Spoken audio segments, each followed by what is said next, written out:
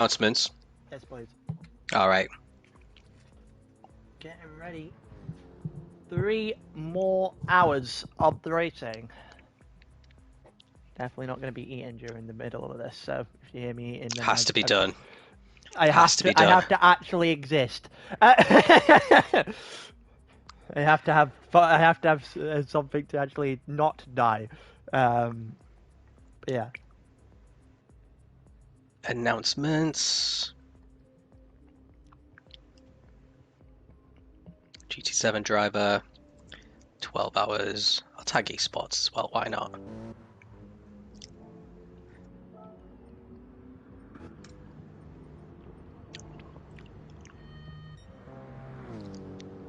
Right. I think you can do the whole starting soon because we're only about 10 minutes behind now. Beautiful. Starting soon. There we go. Get going in a second here. Let me finish this slice of pizza.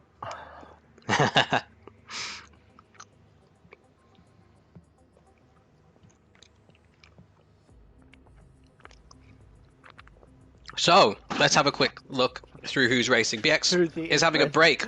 Perry is taking over in the GR Supra.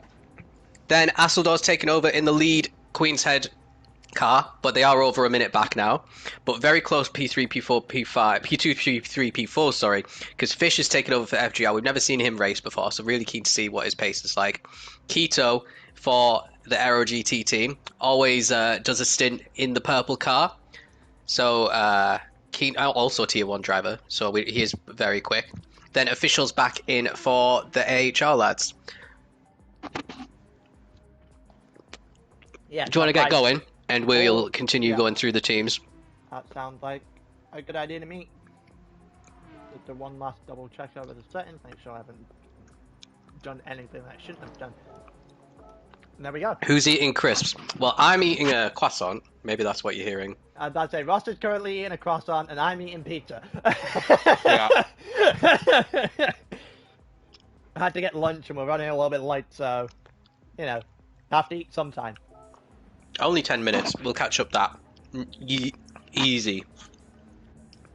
Probably at the end of this stint, actually.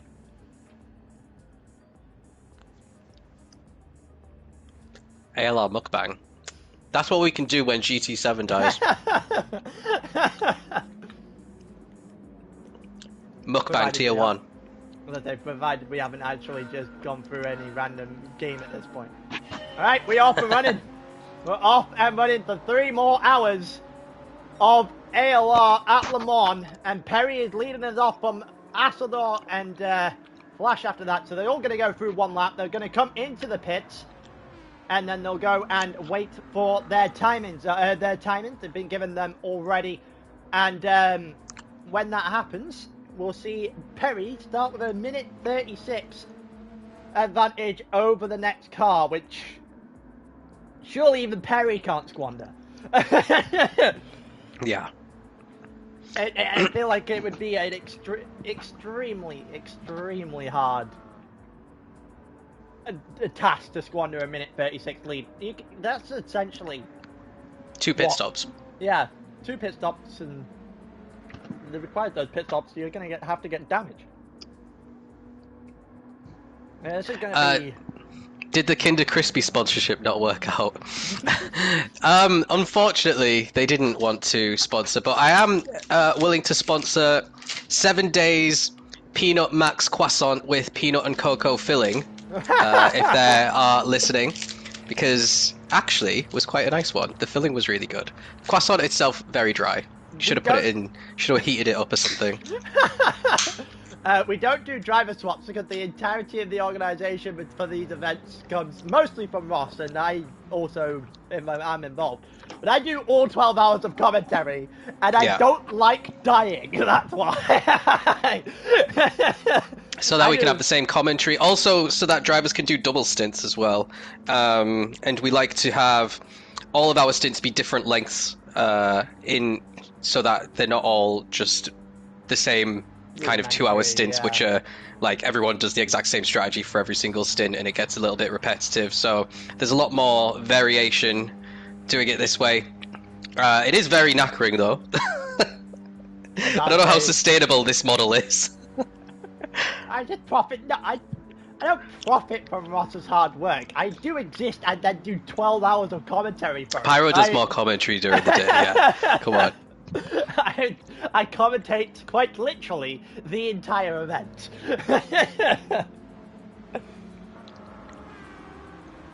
He says probably should be doing a dissertation instead, but that's not the point. Oh God! Due midday on Monday. How much of it have you done? Another lot. Oh my God! And you're not going to be having any sleep tonight because you're watching football after this. I'm doing the dissertation while watching the football. I'm using the football as the vehicle to do the dissertation. And then I'll go through tomorrow. Do whatever I need to do tomorrow as well. And then do dissertation work as much as I can. And then, Monday I've got off work because I mentioned I actually had the dissertation. They were just like, why the hell are you working? Yeah. So I get the Monday morning to figure out whatever's left. And that's Jack in charge of the Aero League account, by the way, on YouTube. Mikey's put in Discord chat saying if he's done anything wrong the first time to explain it to him. Sorry, my voice just wasn't happy. It's alright. He's already driving right now. He's not going to read my response anyway. I just had a little birdie tell me he went too early, but he did underfuel massively. So maybe there was a little bit of both at play. But he's been told, so he's been told. Otherwise, you'll have to get on the in-game chat and tell him to pull out the side of the road if he ends up somehow in like second place at the start of this stint. Nah, it'll be fine.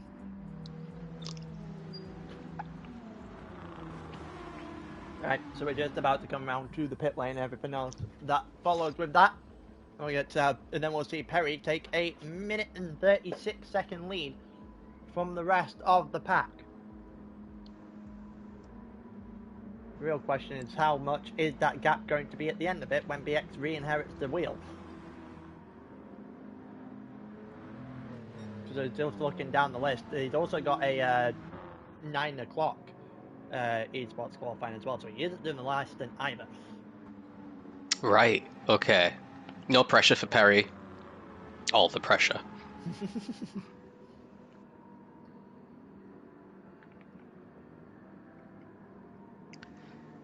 Let's see what Asseldor can do as well. Obviously, Asseldor's in Tier 2. We don't know how quick Fish is, but he is an FGR driver, so by default he must be pretty quick. Keto's a Tier 1 driver. Then they've got Official, who might be able to catch all three of them, potentially. I don't know if Perry's doing the 1 hour stint. I was telling them that BX initially wanted to do 11 of the 12 hours. That is obviously not the case. Perry's driving for the 3 hours right now. Medium tires to the front 3. I'm pretty sure it's flash. That's meant to be. This is how you would say the guy in third. Let's see if he is really as quick as the flash this time around. I have actually done one evaluation with him, so I do have a small indication of the pace from the Polish driver currently sitting in third. We obviously know Keto's driver, driver profile and pace and all that kind of stuff. He's going to be up there the entire time, realistically. And obviously Official, well, there's not an awful lot that can be disparaged from his first stint today, that's a certain. So out goes Perry. No one else looks like they've accidentally clicked refuel a bit early, so that's good news. They're all waiting patiently. They'll be waiting for at least another minute. What was I going to say? I don't know, Ross. What were you going to say? I don't know either. It's gone. It's a bit early for me to be losing my mind in this stream. We're only in stint 3. Oh, God. It's not even 2 o'clock in the afternoon yet, and he has already lost his mind, everyone. This is going to be a fun fun 3 hours. It's also I always only lose my been mind on these 7 days. minutes. This is the stupidest thing that we've decided to do. These races. It. Yeah, it's certainly some organisational work, that's for certain. Yeah, but we'll have to see. I do know. I've already been asked if we're doing it again next year. I said it depends on a few factors. Yeah, like that's it. I said I might be working on Saturdays next year, depending on what job I get. So, like, you know. Will we get an ALR version of Le Mans kit? No. We like the YouTube channel. I don't know what that is, and it sounds like you can't tell me. It was 2 o'clock in the morning at Le Mans, and they were saying, you know what best... Keto's out in second, by the way. If you can't have cake at 2 a.m. in the morning... Oh, right, okay. I don't need to finish the end of that sentence. I feel like we know where we're going with that. Yeah. No, it was yeah, kids, if you can't have cake, it was you have very, very illicit drug that you're definitely not going to say on stream. Yeah, no, you're not going to get something like that. I don't think, anyway. Official isn't refueling and everyone else is. Okay, now he's just realised that he has to start refueling. He was really late doing it. He's lost the time. Yeah, Hanch is already out. Mad Mickey's already out. Scythe's already out. So he's dropped from 5th to 8th because he was really slow getting started on this one. Just not paying attention, by the looks of things. Sounds like it. Looks like it. Yeah, I mean, it has to be because all the other cars can't have jumped the gun like that. If it was 1, you'd think, oh, maybe they went a bit too early. But that was 3. Something different, yeah. I think Official just had a bit of a problem. Giving himself a challenge, yeah. Keto hasn't jumped the gun. The gap is 1 minute and 36 or 1:33 there. So he hasn't jumped the gun. No, he is as far back as he needs to be. But how much fuel did Asador put in? Did he put in a full tank? See, that's the difference. Those two put in full tanks, and they were all very close together at the end of that previous stint. Yeah. Mediums for Asador and for Flash, who went to the full tank, and obviously softs for Keto, who went 3/4 of a tank. That's the main difference to gain the time there, because obviously Keto was less than 3 seconds off the back of Zico at the start of the stint. The other thing, some of these guys will be changing tyres because obviously the tyres cool down when you're waiting in the pits. Some of them won't have changed the tyres, which gives them an extra like 4 odd seconds on the others. So that's the other thing you have to think about. So Keto, I'm sure, won't have changed his tyres looking at the tyre wear, but Asador and Fish may have, which may have put them even further back. Maybe. 6 seconds off the back of Keto. That feels to me predominantly fuel related. Having to put in a lap or 2 extra fuel just to get through things. I feel like that's predominantly fuel related going through, but we will see how it plays out. Obviously, Perry also on the medium tyres, so we'd expect Keto to, at the start of this stint anyway, after jumping... Perry's lost 4 seconds, by the way, to Keto. I'm about to say, I'd expect Keto to start nailing down a gap just a little bit here. Mikey and Biff has got past Hante. I think that's how you say it. Hansje, I think. Hansje? Okay. Hansje. Someone Dutch tell us. I think it's Hansje. Either that or Hansje. Epsilon's in that team and they've been in the chat fairly regularly. I assume there'll be a message dropped in sooner rather than later telling us how to correctly pronounce that so we don't botch it for the next 3 hours. Yeah. Then you got Scythe 11 seconds ahead of Official. Behind, sorry, of the Dutchman, and then 2 ahead of Official. The last version that Ross said was correct. There you go. Hansje. There you go. Well, I used to call him Arjun. So. At least I got the. At least I knew about iron. I should have. That was bad. I don't know who Arjun is. I don't know who Ian is, though. That was his decode 15 Honestly. seconds, and Wack, who's got another penalty. Wack might be on for the record for getting the most penalties in a single day here. Yep, and look at that. So he is about a minute still ahead of T-Bop, which was about the gap between Queen's Head and T-Bag at the end of the previous stint. And then Captain Eli's going to try and catch T-Bop, so we'll have to see how that goes. Then we've got Goalie in 13th, Leodon's in 14th. Goalie put in a lot less fuel there, that's why he's ahead of Leodon. Yeah. Leodon, sorry, it should be. And then Astro in last place. About to get lapped by Keto as well. Yeah, already gone off by Perry by quite some margin. Perry is all the way there, heading towards Indianapolis. About to lap somebody else by the looks of things. That gap is already down to 130. With between Perry and Keto. I don't want to disparage Perry in the slightest, but for commentators' I've just got to pull his finger out.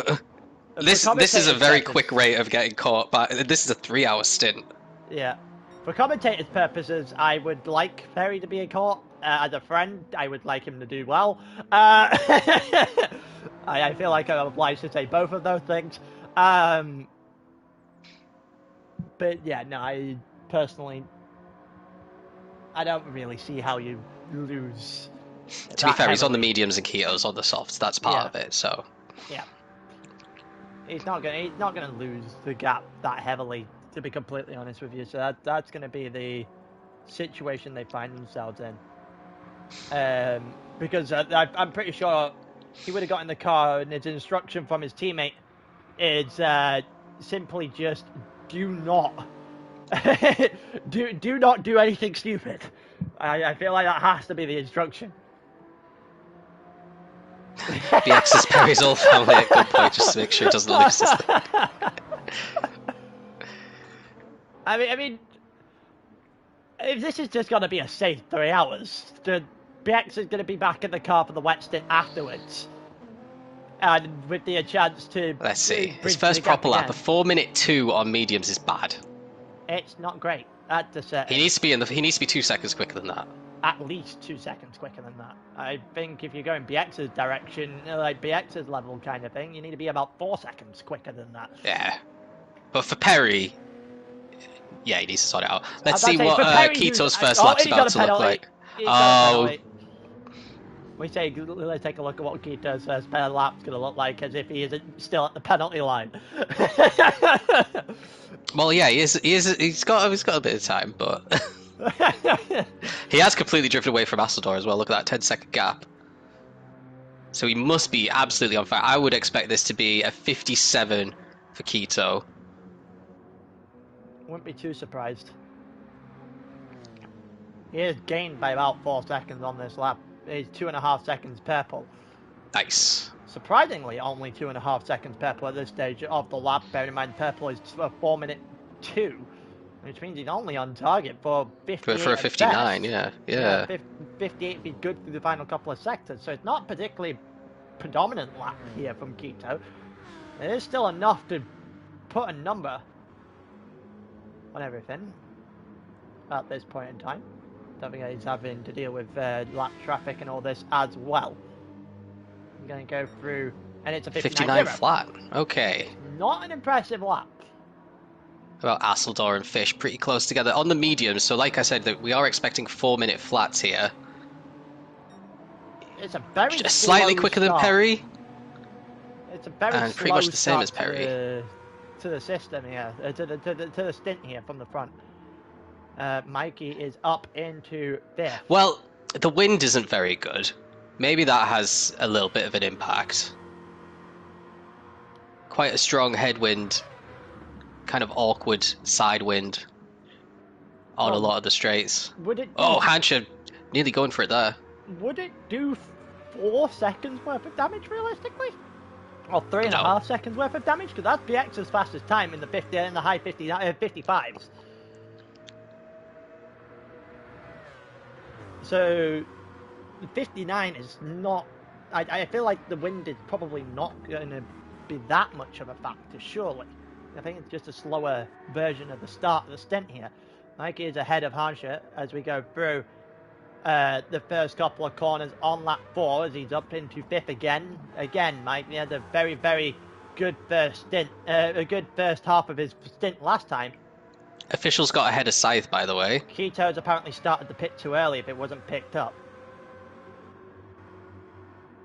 There you go.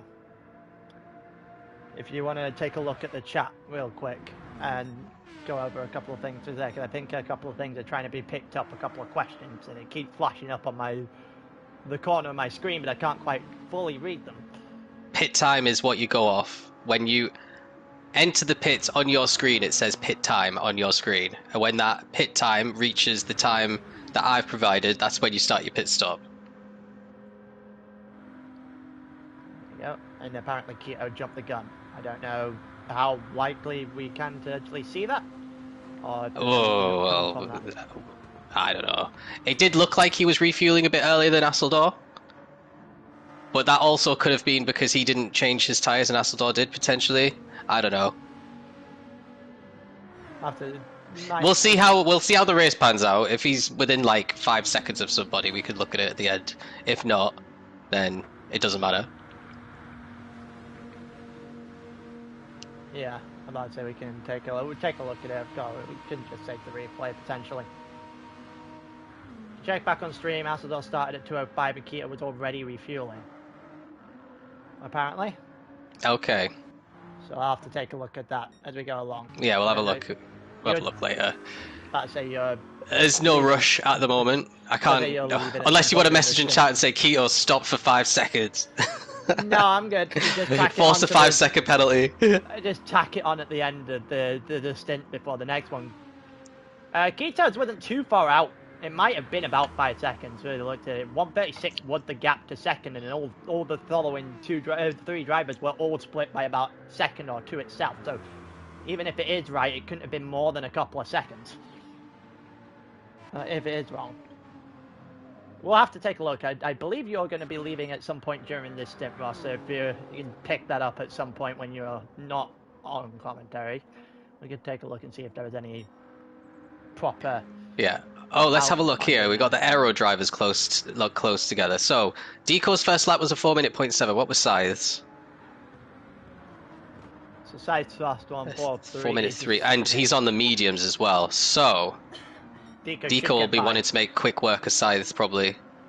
Yeah, Deco should be able to get by here fairly quickly, you'd expect.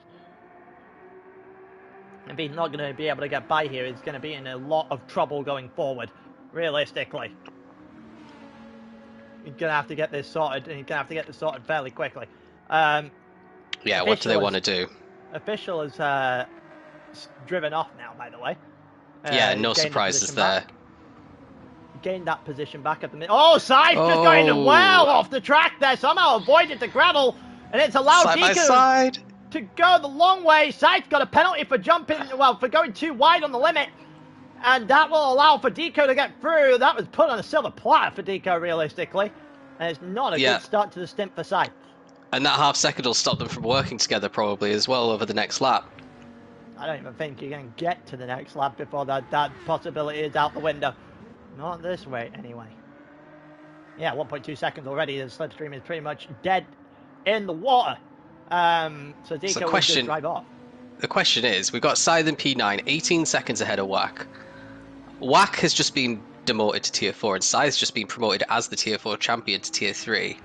So this will be a good little test of Scythe, because he has beaten a lot of drivers to become that Tier 4 champion, and he's going to be racing against some really quick people next season.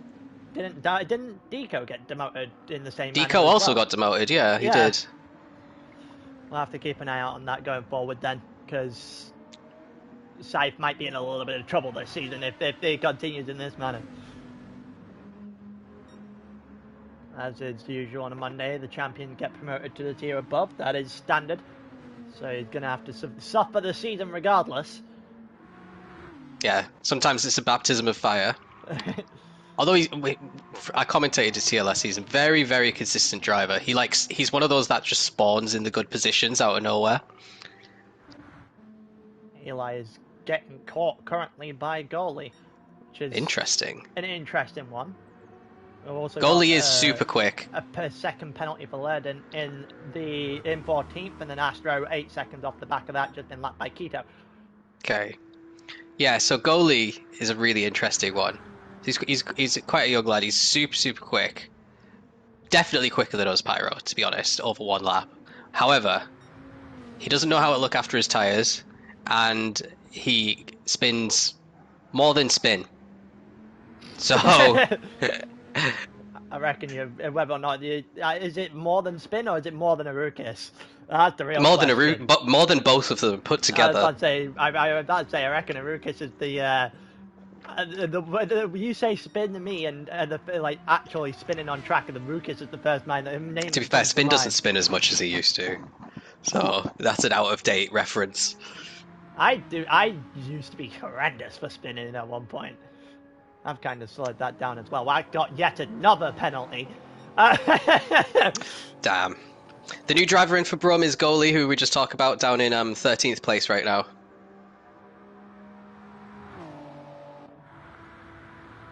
Yeah, TBG's just dropped back over the minute away from Wack.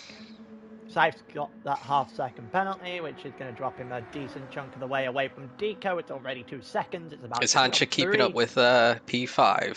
Because he was pretty close. Oh no! Oh, and he's got a second. Yeah, he is not keeping up with P5. But 4-1 on the softs is not promising. Official will overtake him for that pretty soon. Then I reckon. Asador's just been overtaken by Fish. You do know that 4 is meant to be an A, right? Is it? I just ignore the 4. Fiash. Is that his real name? Fiash. I think that's Flash. I think that's an L. Flash? I think that's an L? L? Meant to be I think that's meant to be Flash. I think that's meant. I think. It's not a good exit either way. Just flashed himself into the gravel. I assume if any of the FGR lads are watching, they will be able to tell us. But I'm almost certain that I've always read it as Flash. I'm not entirely sure why it would be an I and then an A. I can't do words. Those are not words. Letters with numbers combined are not words, funnily enough. I prefer Fish. Yes, it's an L. I figured that would be an L, and it's Flash. Yeah. Okay, so I was right. I'm not going insane yet. Ross apparently is. We can add that to the list. He's already cleared a second on Hasseldahl, by the way. Yeah, he's doing well. He's off to a good start. Well, look at that. He lost 3 seconds on lap 5 compared to lap 4, and that was trying to get past Hasseldahl. So they must have been fighting. Is the fuel modifier correct? Let's have a look. It should be. Ross put it on. Times 2. Yeah, times 2 times 2. Yeah, it's all correct. Just must be something. It's all the stints are exactly the same because I just modified previous 12-hour stints, so I'm 100% sure they're all correct. Maybe he's smoking something. I think it might just be things like the fuel and all that stuff. He's gonna push in a little bit harder than he did in the first stint. Yeah, no, everything is as it should be. Hills. I think it's just the difference in the actual like weather and the stints, like the wind and all that kind of stuff, probably forcing him to push a little bit more. Just forcing the entire group to push a little bit more after I've got half second penalty in the back there. 120 is now the gap between Perry and Keto. Okay. Keto's doing really good on this stint, and 19 seconds ahead of Flash. I love how you actively have to put I had to think about that. Flash is literally not a difficult word. I don't know what to do. It's not, but the name looks like Fish to me. Why? Because why would you include the number? Have you never seen a 4 masquerade as an A before? I have, but not as the only number in the word. Usually, there's multiple numbers in the word. Anyway, doesn't matter. Astro's got half Fish, second Flash. He's getting caught by Asador again. Alright, let's see if Asador... Oh, Asador kicking up a little bit of the gravel there. On the exit, heading towards the penalty line. We'll see if Asador can actually keep it together. He's dropped down into 4th for now. Obviously, there may be a small penalty heading Quito's way, but we're not sure. As well, so we'll have to keep an eye out on that. He is 20 seconds clear of Flash and Asador, which has been a significant amount of time there for Quito.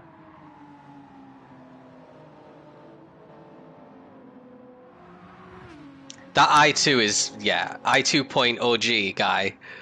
Yeah, was that meant to be an R? R point? I've never called him R point. Yeah, I haven't either. I2, it's always been I2. Oh, is that a penalty for Asador? That was close to the edge. No, he's going to survive it. He is going to survive it, just a little bit. That's the most annoying place to get a penalty. Yeah, because it's entirely avoidable. Some of the other ones you can question a little bit. That one has a very definitive line and is entirely avoidable. Because you know for a fact, if you made that mistake to get that penalty, that is entirely on you. Also, Mike is 9, nearly 10 seconds ahead of Hansha now, who is under fire heavily by officials, going for a move potentially down the inside here. Looking to the inside, can he get it? He can, an official is ahead of Hansha already, and it's up into 6th after, forgetting to start the car earlier on in the stint. Alessandro's in a football tournament, and he's doing something later on. Which stint he does depends on whether or not they get eliminated. So how far back is official from the top 5 now? 10 seconds from Mike. NRG in front of and that. He's he's in the 59s, lapping significantly quicker than 3rd, 4th, and 5th. So he's got a good chance of catching up to them. He's right on the same kind of borderline as Quito at the moment. Yeah. On this stint. And he's doing a very good job. He's on the same sort of borderline as BX earlier on. To be honest, looking at the drivers in this lobby, he might be the quickest one for this 3-hour stint. That'd be great news if you were AHR if that is the case. I'm pretty sure, well, just thinking about his stint 1 and his qualifying. Him, yeah. Mad Mickey and Quito, maybe Fish as well. Flash.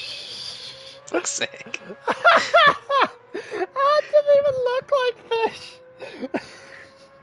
You know what? Fuck it. He's Fish for me. God.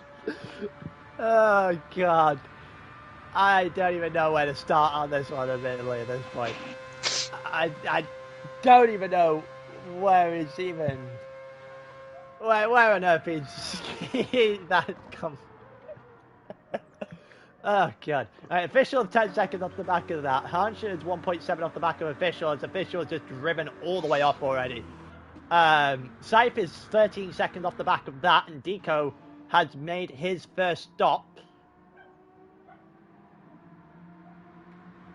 No, I can't tell him to shift at 80% at game chat. I cannot do that. I feel like you should probably go into a PSN party and tell him that directly. Well, then that directly. I'm not misgendering people, did it? Do you want some F1 news? Sure. The latest rumour is that Fernando Alonso could make a shock return to Alpine next year for a last dance with the team before he retires.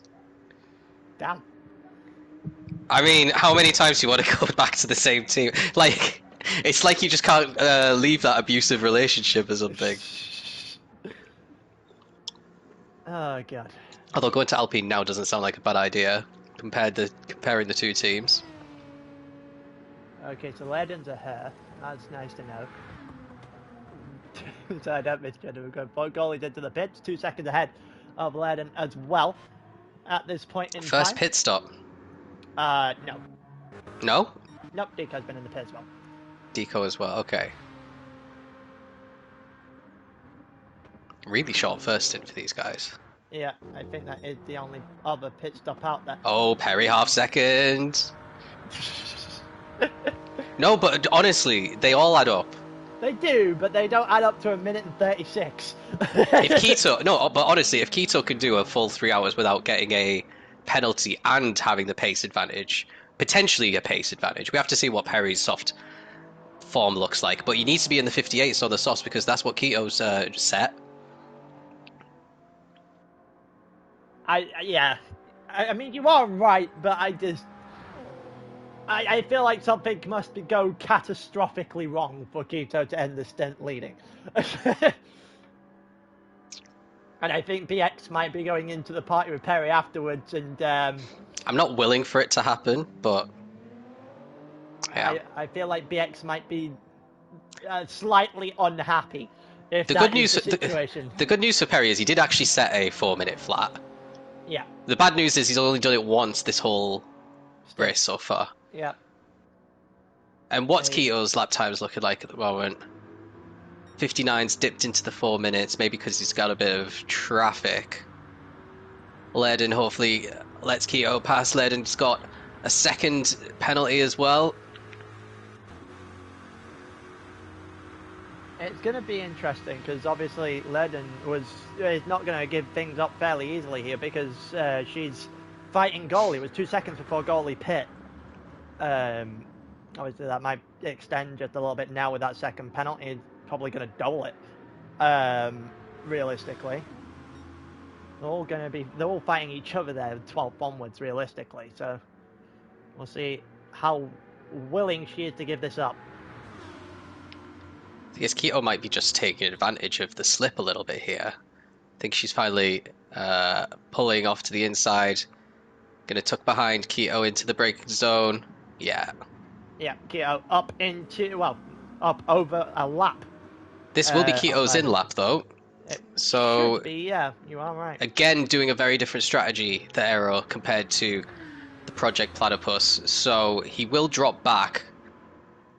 It's also the first time we've seen this in this race so far, over the entire 12 hours, that Aero GT have split it started on the soft tyres in terms of alternating the strategy just a little bit. So it's fairly intriguing to see what the plan is here, given the fact that,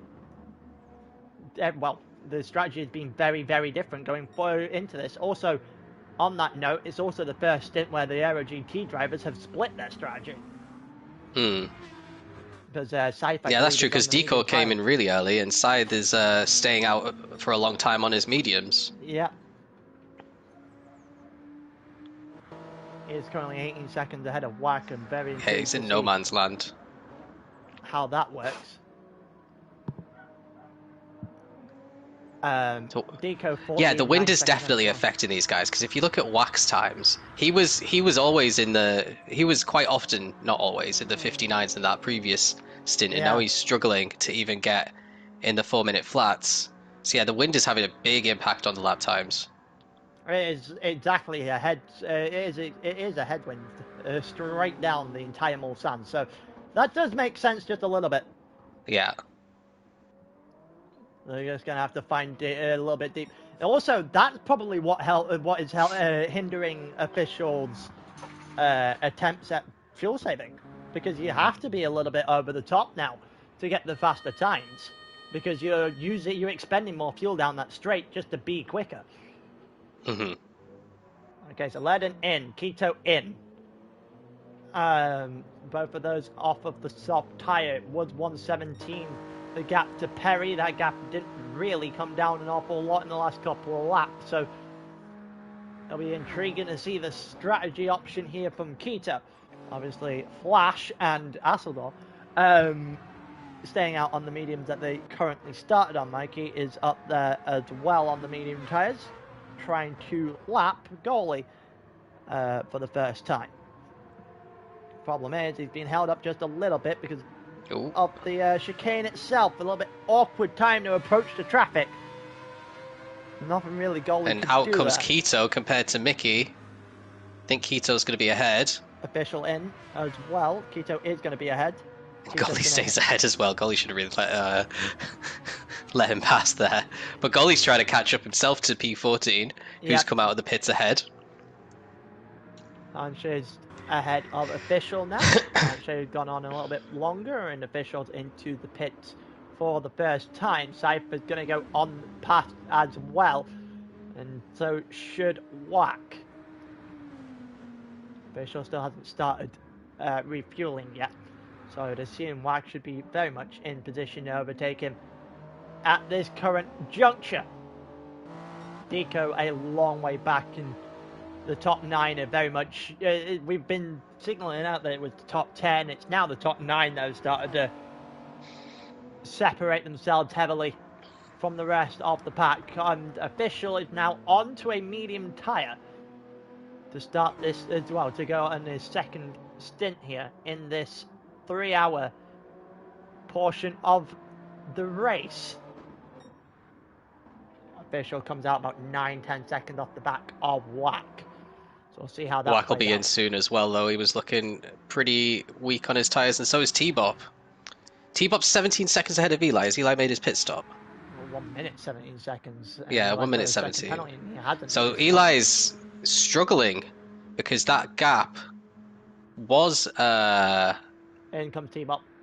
Wasn't that big. Actually, no, it was. Sorry, I'm telling a lie. I don't know who I'm getting confused. The gap with the you're trying to reference is the gap between T-Bop to the gap above. Yeah. What was Wack? Yes.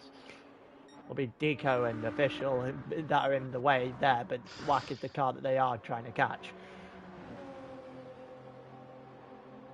We'll see how everything is going to play out here. Do we have any battles whatsoever? We do.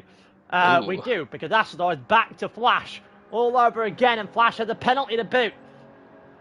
Is Asador going to go for the move before the penalty? I would be surprised. Went for a bump draft. Yeah, that's saw the smoke come up. Smoke. Gap currently sitting at 1 minute 40 seconds to these two drivers. From Perry out in front. Flash now going to serve his penalty. That'll allow for Asador to go on through. Just about. Wasn't convincing, I'll tell you that much. The good thing with the half-second penalty is if you got someone right behind you, they just go in front, and then you instantly manage to stick with them through the slipstream because you pick it up. But if you got a second penalty, you can't stick with the slipstream. So Flash will be able to re-attack again after he gathers himself. Try to get that position back. Keto, how far back is Keto from this battle now? 18. Okay, and is Keto on the softs again? He is, yes. Okay, so he needs to be putting in some more fast slaps. Battle for P14 looks interesting as well. It does. We'll go to it actually with goalie of Ledden, and also Ledden having to get out of the way of Mikey now. Yeah, so she needs to be very careful on how she does this. Oh, and the FGR comes! Oh. GC'd! That is going to be a big penalty for FGR, time penalty. Oh, well, you can tack it onto the end of Asador. We knew they two were together. The end of Keto. And how many laps were missed? 32. Ouch. That's over 4 minutes they're going to lose as a result of that for the next stint. Oh, that sucks. That sucks heavily. And considering Keto's about 2 minutes off the back, they'll be around about between 6 and 7, I'm estimating. Well, Keto's it's going to be the gap. Off, but Perry's yet to pit. Yeah. Keto's on the fastest lap. That gap might be under a minute at this rate. So we've had our first major disconnection here from the very top of the grid. That's really going to throw a spanner in the works because FGR really had a fantastic shot at getting a podium, which is probably up in smokes now. Barry had put in an absolute blinder of a stint. Got FGR all the way up to the back of Zico, and Well, that has disappeared immediately. He's joined back, but GT won't allow you back on track. Yeah. That is one thing GT really needs to fix. The F1 games have that right, where you just go into like ghost mode. AI mode, yeah. And then you can like rejoin and re-enter as your car if you rejoin quickly enough. It should do that. It should give a ghost. It should give a AI version of that car on the track. Yeah. Even ACC has it better. It's a bit harsher at ACC. You just get automatically reset to pits if you leave the lobby. Then you have to restart your lap again, so that does lose you loads of time. But it's still better than this. So very unlucky for FGR. Perry into the pits now. Then for the first time off the medium tyres on lap 10. That's a very early pit stop. But at the same time, it's to do 4 sets of softs. He's been given direct instructions from BX to this strategy, 100%. Softs to the end now, you think? 32 laps, 8 laps each. Yeah, it's 4 stints left. Softs. Yeah, it's 4 sets of softs. 100% this is 4 sets of softs to Perry. So, well, Keto's got their work cut out for them now then. We get to see what Perry can do lap time wise and how that is going to set up against that of the Aero GT driver in particular. Oh, he got 3 second time penalty for cutting the first chicane! It's so hard to get a 3-second penalty for the pit lanes here. But Perry's managed to do it. And what is 3 seconds, do you think, in real terms? Like 6, 7? 6 seconds, I reckon. 5, 6. 5, 6 seconds, Mark. And then what is Keto's gap now that they've both made their first pit stop? Well, I don't know. Well, we have to wait and see. Line, yeah, when he crosses the line. Currently 14 seconds off the back of Asador, so gaining at the rate of knots there. 5 seconds clear of Mikey and 6, 7. Shut off. Cypher's currently in 5th. Cypher take this. Yes, let's go. Cypher take this. He just wants the lobby to completely nuke itself right now. Not going to, but you know. He's lapping consistently. That's what you want. Official 23, 24 seconds off the back of that. And you've got Hanche 11 seconds off the back of official. Then Wack after that with Jesus Christ Almighty. Another. And Deco's very close behind him now as well, so he might actually. He's at risk of losing that position if he gets this next corner a little bit skew-if. Wack's just pit though. Deco's been pitted for a couple of laps. I reckon that's just going to swing back regardless. Quite frankly, no, I don't think Wack's going to lose this at all. He'll be perfectly fine sitting in 8th. Yeah, he's actually gained a little bit through these next corners. Yeah, so it was 2 seconds. Let's see what it. 2.1 is going to go down to at the next corner with a bit of slip to help. He's already lost a full second. 1.5 seconds, realistically. Yeah. That's what it is, 1.5, exactly. Didn't sound too great on the tyre there at all. Yeah, he's had a bit of a mare. Trying to get through the beginning of the Porsche curve there as well as Wack, and got to get his head back down and on the road and knock out a few laps here. Safe into the pit stand for the first time.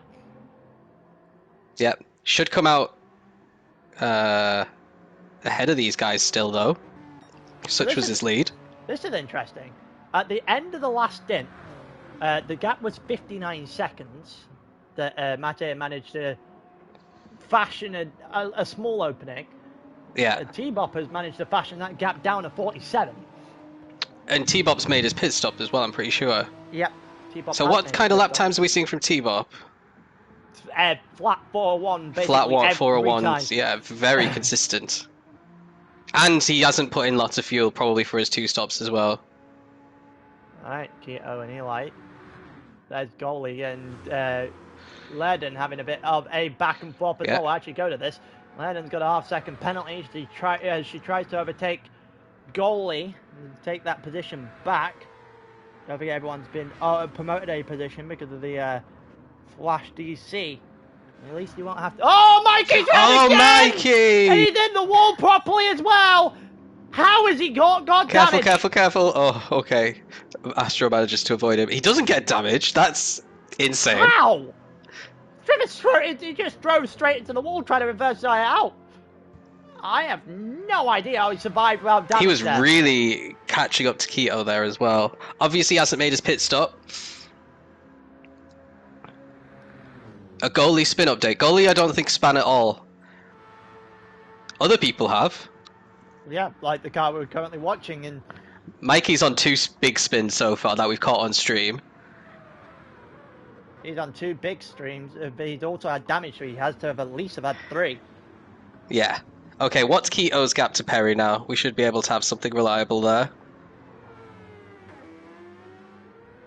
It's only just been brought to your attention that you've been slandered in Stint 2. We spent a good 15 minutes on it, Chief. Well, it's not our fault if you weren't listening. We spent a good 15 minutes slandering you. I don't know. I'm still waiting to find out what this bloody test is that you do for your team. Asseldor in. Keto. Oh, Asseldor just got deep, and that's the 3-second time penalty. Do you think that's 3 seconds? Absolutely. Keto, by the way, is 1 minute and 9 seconds behind Perry right now. I'm almost certain that's a 30-second time penalty for Asseldor. That looked well beyond the line. And Keto says the fastest. In the first one in the... No, that's his second lap in the 58's Keto. Yep. First one 58.9, it's now 58.7. It's gradually getting quick. Hurricane, I don't want to disparage Sakana while I say this, but Sakana passed your test. I don't want to disparage the guy, but go on Asseldor, let's see if he does get that 3 second coming out of the pits. Now he's on. It's gotta be. No! But I don't know what the definition of being beyond the white Do you know line what? is, but... I think it's because he like rejoined before the actual like corner, if you know what I mean. He was like off and then he rejoined and then he took the corner. Yeah, he did. He was definitively off the track. I am amazed that he has managed to survive without a penalty there. Maybe that's out in my shot where I don't know the actual penalty line, but that's amazing to me. Yeah. In Sakana's defense, he did say he is driving on a PS4. So, getting that performance out of, what, 20-year-old software isn't bad. 13. PS4? When did the PS4 come out? 2013. Did it? Yeah. Well, it feels like 20 years. I feel like the PS5's been out for 10 years at this point. PS5 came out in 2020 because PlayStation did a 7-year cycle. Well, I'm rounding up. They do a 7-year cycle, so albeit they're probably going to break that 7-year cycle this time around because I somehow don't think a PS6 is coming out next year. No. But yeah, it's 7-year cycle. So PS5 came out in 2020. PS4 was 2013. I think it was 2007, 2006 for the PS3. Mm. And then obviously go back for PS2 into the 90s to the PS2, early 2000, late 90s to PS2 and PS1. So where is what's the gap between Eli and goalie? Because I can see they're both behind Keto on this. So I feel like Eli is potentially getting caught here. 6.8. Yeah, goalie's starting to leave Lerden as well. And there's Astro. It's got a nice little battle outside the top 10. They're all on the same straight. And Eli is getting dropped heavily by T-Bob. Albeit Eli did just pit again. Eli did just pit onto the medium tyre on the end of lap 10, so that'll be interesting. Eli and he's giving himself a half second as well. Eli must have made a mistake. Unless I'm reading this wrong. Because he obviously had the 426 and then a 425. Yeah. That's the pit stops. But I don't know how long's it now a lap on one of the other drivers? 425. 425, 418. So he potentially lost 7 seconds. Somewhere. That's it. He's made a mistake somewhere, but it's also in conjunction with his pit lap. He is not enjoying that car whatsoever, by the way. He is all over the place. Goal is going to have him next lap at this rate if he like continues to drive like this. Who lagged out? It was FGR Flash that lagged out. Yeah. Yeah, Flash. Yeah, FGR, who were looking pretty solidly for a podium. So they'll have to battle through. I think they'll start round about 10th if they join us for the rest of the race. Hopefully they do. Sometimes people just don't want to continue if after this happens to them. Wacky 2 seconds ahead of Decode, 9 seconds off the back of Scythe, who's got a half-second penalty. Again. It's the battle of the penalty merchants, apparently, in the beginning of this race. Between Wack and Scythe for 7th place.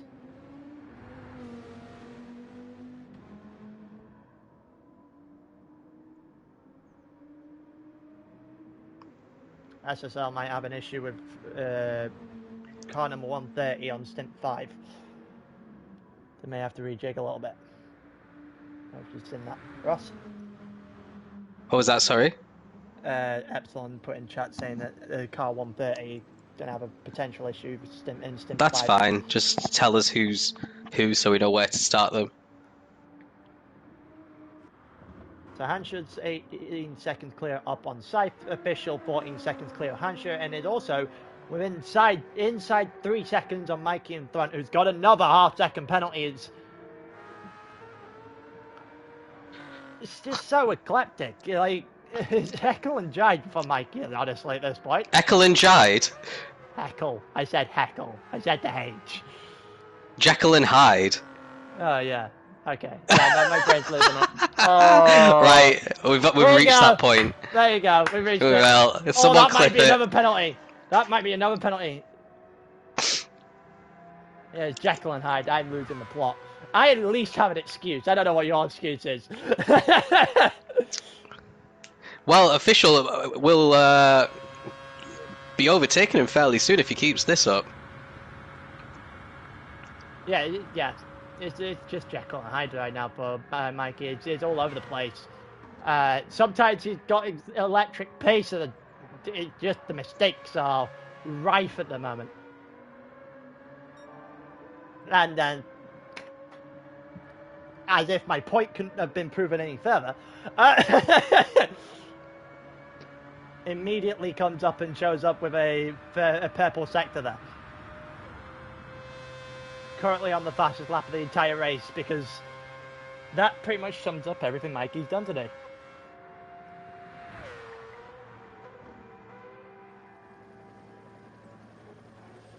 If we're completely honest with you. Asador 20 seconds up the road on that. Then it's Keto on 43 seconds ahead of Asador. And then after that, Perry 1 minute and 6 seconds in the lead. They have both done a singular pit stop. Eli's got a penalty to serve again. Keto, right now, is just slowly but surely eking out that gap. 58.6 on the last lap. That's the third lap fourth lap actually, Keto's done. Third lap in a row that Keto's put up as a 58.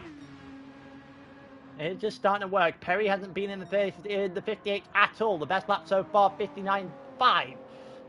And you can see that Keto is just getting the throttle down at the moment, putting the foot to the throat as much as you can do from 1 minute and 6 seconds back. The answer to that question, it started 1 minute and 36. Albeit there is a potential question of whether or not Keto jumped the gun. It won't be a very long penalty if there is a penalty applied to that. So Keto's still in the 59s. What's Perry doing on the softs then? 59.5 with the last lap for Perry. Pretty much matching. Okay, pretty decent there for Perry. Well, half a second down, but Half a second down on the last close lap, enough. but the laps prior it's all been Keto. It's been multiple seconds going Keto's way. And we talk about, well, tend to talk about momentum being a very big factor in races in particular, especially in championship, but same applies for the different stints. And Keto has all sorts of momentum right now, and Perry has none of it. So, Peckish, the gap at the end of the previous stint, BX had a 1 minute 36 second lead over Zico. But he had a 1 minute 39 second lead over Astro, who was Keto's teammate. So he's gone from 1:39 down to 1 minute 5. So that's 34 seconds Keto has gained on Perry so far in this stint. Yeah, with a slight question on whether or not Keto jumped early. And yeah, give or take 5 seconds. Yeah. Either way, Perry's been under fire very heavily in this one so far. Admittedly, Perry did start on the mediums and is going to do 4 sets of softs to the end here, whereas Keto started on the softs. We'll have to use the mediums at some point. So we'll see how that plays out. Official is now 2.6 seconds off the back of Mikey, so that is an opportunity waiting to happen here for the AHR team to try and sneak back into the top 4. And to be honest with you, potentially one to sneak into maybe a podium if Hasseldor can't get the pace up a little bit. Who's VRX? I assume VRX was... I think that's Matai. Matai, yeah. So that'll be T-Bop, who is 38 10th place right now. Yeah, 48 off the back of Deco has closed in that gap a little bit further. Well, lost a second since the last time we saw it, but has closed the gap from the beginning of the stint in around another 9 seconds-ish to the car that they're trying to chase. And there's 3 of them that they are chasing, considering Wack, Deco, and Scythe are not that far away from each other right now. Yeah, they're all coming together nicely. Scythe on the softs now, I'm assuming? Nope. Oh, he's on another set of mediums, okay. It's a choice. I assume the Viper can't do too many on soft. You could, well, I was doing 7 in my first stint. You could get 8. You could technically get 9 if you wanted to. That's what Ahmad did at the end of the last stint that we were watching. I assume, given the fact that you were on the same team, you would have probably... I feel like the strategies probably would have been given out, no? I feel like yeah, there's a spreadsheet, but I haven't paid attention, to be fair. Right. Yeah.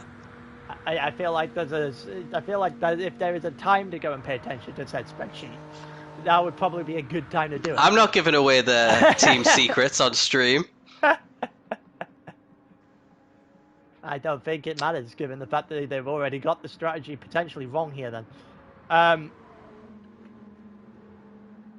think Perry's idea of the 4 sets of softs and a medium might be where you potentially go here. Yeah.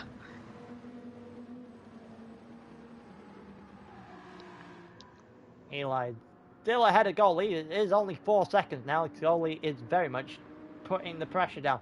Also, Lerden is not having a fun time. 4:12 on the last lap. Must have had an issue. Wasn't a pit stop. 6 seconds down on this lap as well.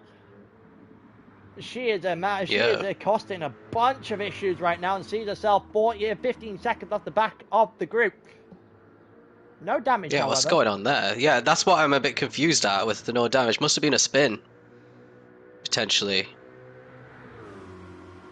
We'll have to wait. We'll have to see if Epsilon can give us any more information in that regard. But Lerden is not having a fun time at this point in the race. Astro is trying to chase down goalie, who is trying to chase down Captain Eli. All of those fighting for 11th now. What probably will be 12th, depending on the how this race goes for Keto. Will depend on where FGR line up, if they choose to line up again. Skill issues. Okay, fair enough. It's one way of saying it. Talk about skill issues. Eli's about to get overtaken here by a Tier 5 driver. A very quick one lap pace Tier 5 driver, admittedly.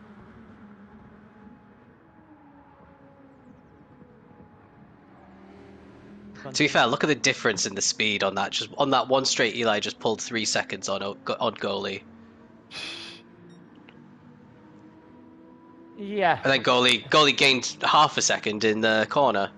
Yeah, it's give and take at this point in time. Anyway, I'm gonna go for maybe 5 to 10 laps. So I'll be back. We'll see you when you get back then. Yeah. So I will take control from here. You're alone with me for the next maybe 30-40 minutes at the very least. So let's have a look at what we are dealing with. Eli currently 4 seconds clear of goalie, is 4 seconds clear of Astro. Astro 15 clear of lead. Going forward, Deco's into the pits. As we continue on in the race, Deco into the pits. Wack was 4 seconds clear of him. We'll see what the gap lies at as T-Bop also enters the pits in the end of lap 14.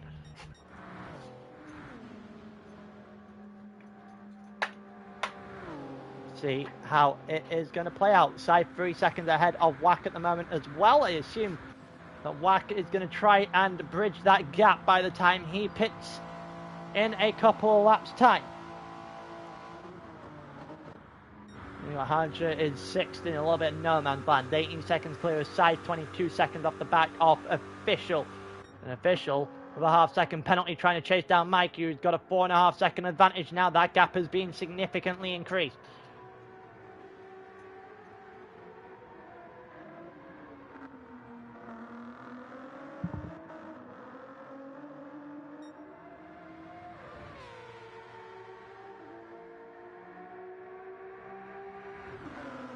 Alright, half-second penalty for Official. We've got Mikey with a half-second penalty as well, and a 4.8-second gap bridging those two.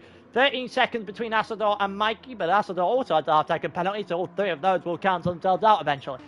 Keto, 49 seconds further up the road, and not gaining on Perry. Well, not gaining too much on Perry, apparently, even though the last lap was an entire second and a half quicker. Keto now into the pits. The gap actually opening up ever so slightly. Again, 107 now the gap between Perry and Keto. We knew that Perry came into this with an idea that he has to hold the line pretty much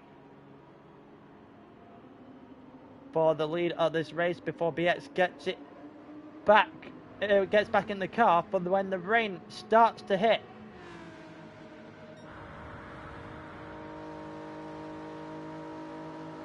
Right now, Perry is doing a good job of doing that.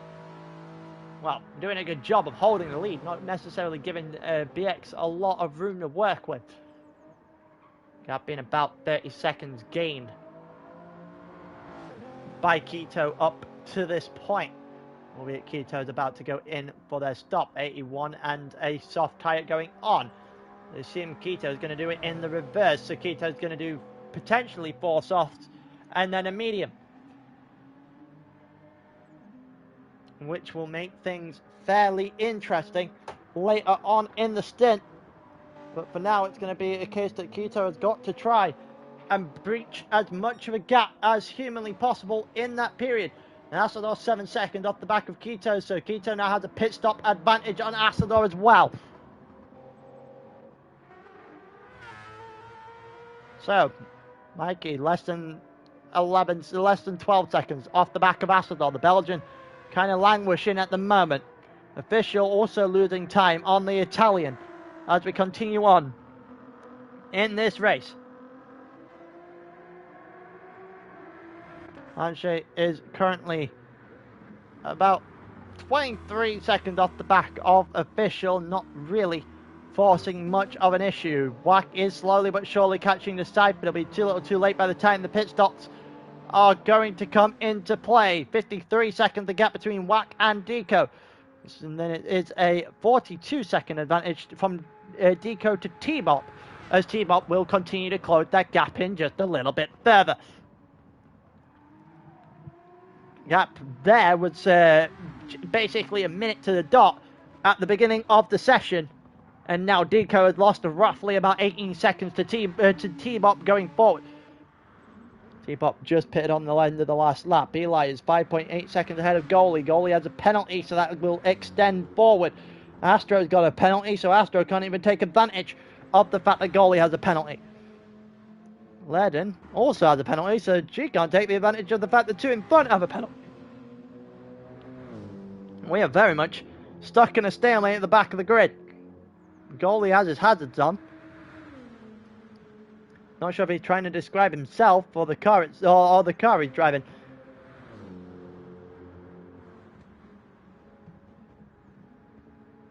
Astro is catching up at a fairly quick rate at this point in time.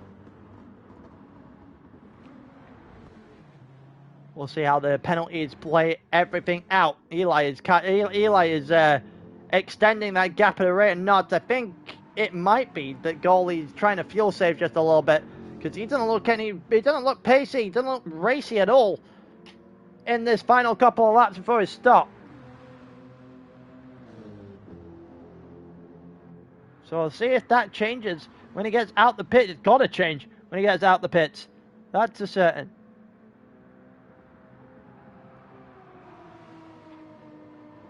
We will continue on in this race.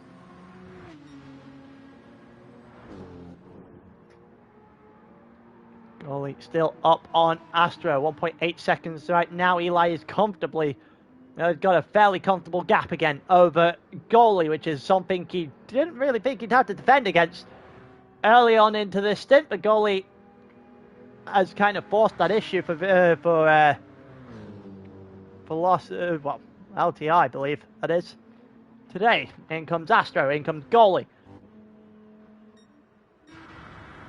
T-Bop has a half-second penalty. Deco has a problem. Deco has had a significant problem. That gap is now 38 seconds. So he's lost 4 seconds somewhere as does Deco. And he is currently up, so I assume it'll be on the lap prior.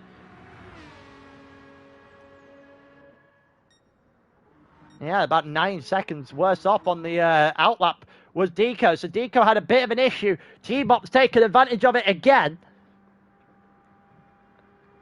That gap has gone from roughly about a minute last time out to the next driver for TBG to inside 40 seconds.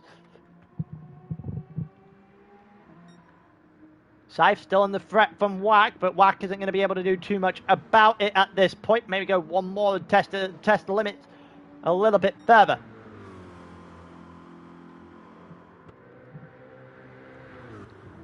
Saif 17 seconds off the back of Hanche, so it's getting a little bit shorter, that advantage. It was about 18 seconds prior. Official in the same boat with Mikey, and Mikey is closing Asador. The rate of knots is now on the underside of that 10-second mark. Asador is not that far behind Quito. Quito's pit again onto a new set of softs. Has got a little bit of time to make up here. Needs to get past Lerden if Quito wants to make anything stickier. Currently 0.4 of a second up on the fastest lap. On his fastest lap, rather, Quito's fastest lap, because the fastest lap is currently sitting at a 57.8 from Mikey. It's fairly interesting just to see the nature of Mikey's driving, because if he could avoid the mistakes, man, he would be one of the better drivers that takes part in this event. That's a certain. He's flashing up in each stint that he does. Quito purple again.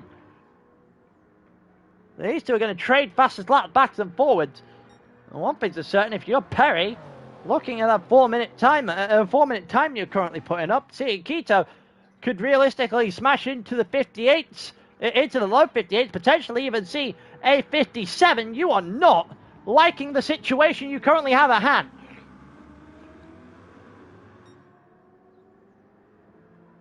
Nine tenths of a second up on the fastest lap right now would put him ever so slightly slower, actually ever so slightly quicker than that of Mikey's fastest lap. They put him into the mid 57s. Perry has got to find something. 59.9. Again, another chance for Keto to get another couple of seconds on the board.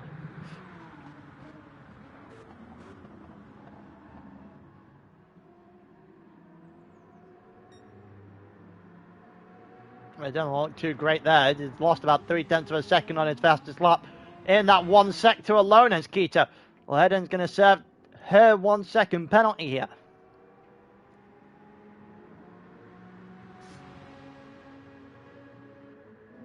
She's been running into problems the entire time. Mike is in now within 8 seconds of Assador out front, out in front of him, as he looks to try and sneak into the bottom step of the podium somehow.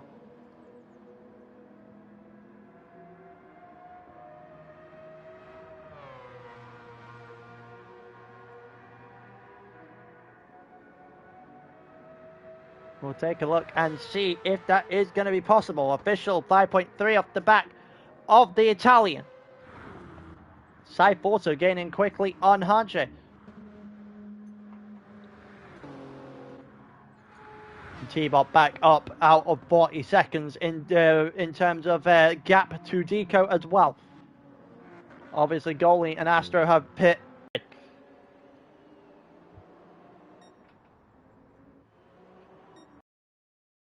Comfortable advantage as well at this point in time.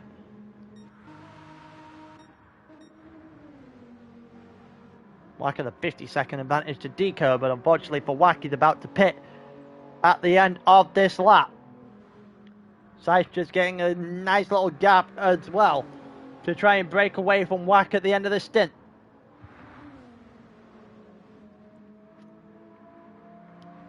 Could be a lot worse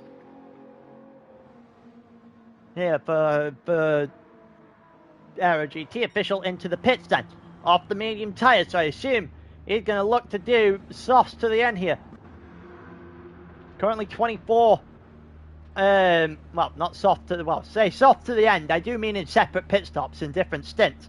You're going to do 3 sets of 8 to the end from this point.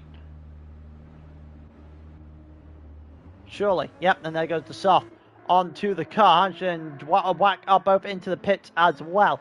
Cypher stayed out but won't get close to Official by the time he comes around the pit lane, and yeah, Official is fairly decently in the distance.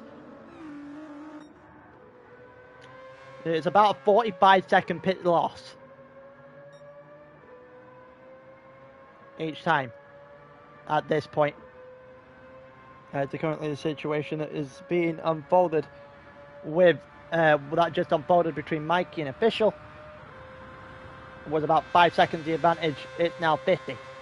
Assador is only 6 seconds clear of the Italian driver in 4th place. And that gap is coming down fairly quickly. Obviously, Mikey had his mistakes already in this one. I'm not entirely sure how he managed to avoid the damage in this one. Perry is now into the pit, so now we get a good example of what the kind of time is between Perry and Keto at its current state. 57.5 was the fastest lap of the race so far, or fastest lap of the stint so far, rather, from Keto on the last lap,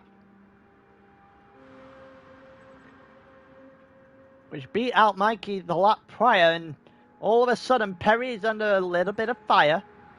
Little bit of pressure, albeit next to zero pressure still. But the more that Keto can etch into the gap, the more they'll be aware of it, the more it'll become a problem.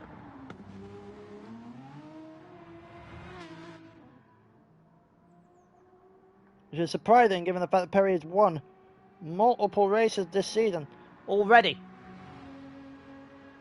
Gap was 145 when Perry went into the pits. We will now see at the end of this lap what that gap is going to be on the exit of the pit. I have a funny feeling that gap is going to be in and around that 1 minute mark.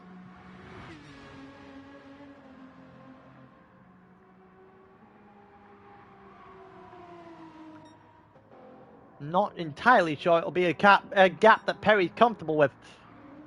58.5 is his best lap so far. It's still an entire second slower than what Quito has managed to put together. And the longer this goes, if you go every lap where Quito is a second quicker, then there will be a point where Quito, well, gains 42 seconds on in terms of the race as a whole.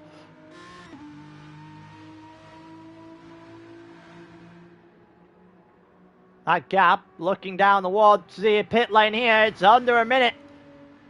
It's under a minute. We are seeing actual numbers.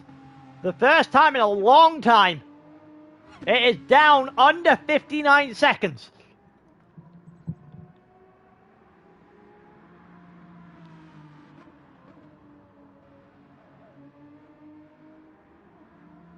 Now this is going to get very interesting very quickly then. Perry is losing time like it's going out of fashion. And the longer that this goes, the better it gets for Aero GT. Obviously, very experienced, know how to win the endurance races in this server.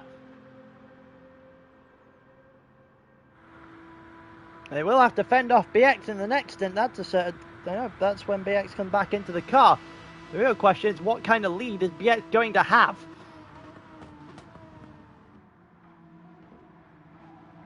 How much is he going to have to work with? And who is getting in the car for this Aero GT purple side?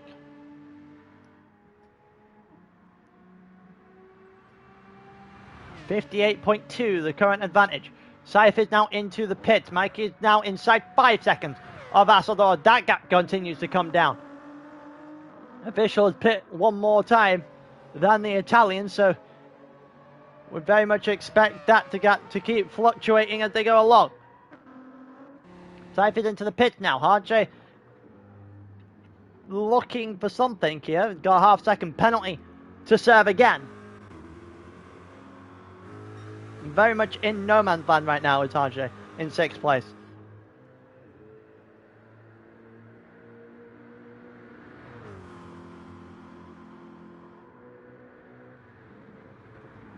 There's something telling me I really don't see too much changing for the Dutchman here. Saif is about 10 seconds and some change back. Wack is trying to force an issue. Saif is on the medium tyre again because he really hates the soft apparently.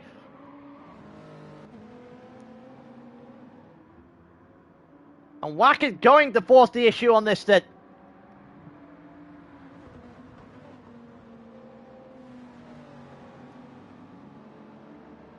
Going into the stint in 9th, looking to come out of it in 7th. And overtaking both the Aero GT drivers in the process. 2/3 of the Aero GT drivers in the process. The other one is in 2nd place right now.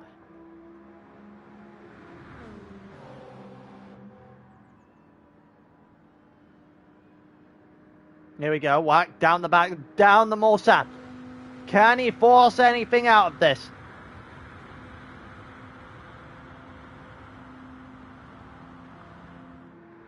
Just doesn't look like he's going to be close enough. It doesn't look like he's going to be close enough into the first of the chicane. Cypher's made a bit of a mare of that. This is going to be requiring of a good exit, sorry. From that Viper.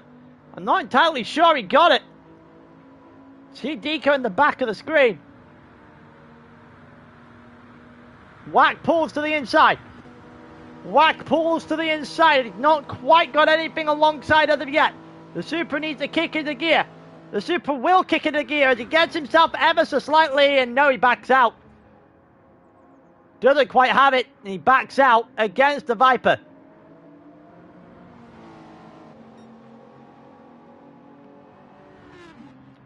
And here we go again. Another battle between Wack and Saif.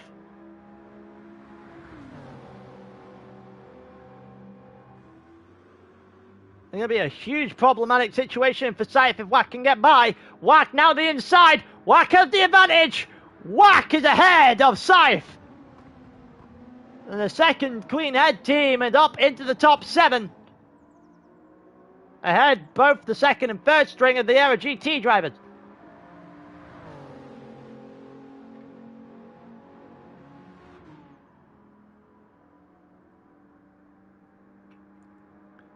Alright, let's have a look. What's going on here between Saif and Wacky? We're still watching this battle as they continue on down towards Indianapolis.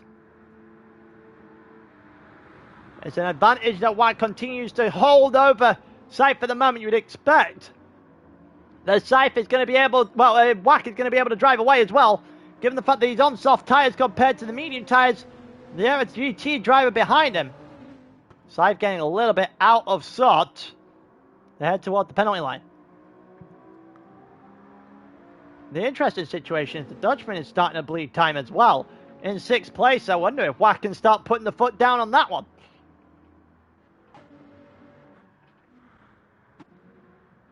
One-and-a-half second penalty for Astro, as this SLS has not really enjoyed it in any way, shape or form.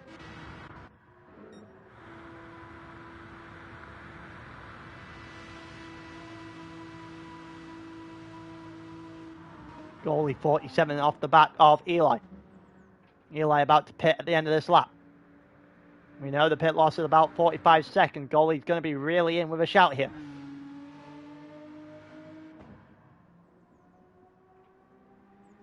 We also know that T-Bop, well, D-Code doesn't have a pit stop gap over T-Bop anymore.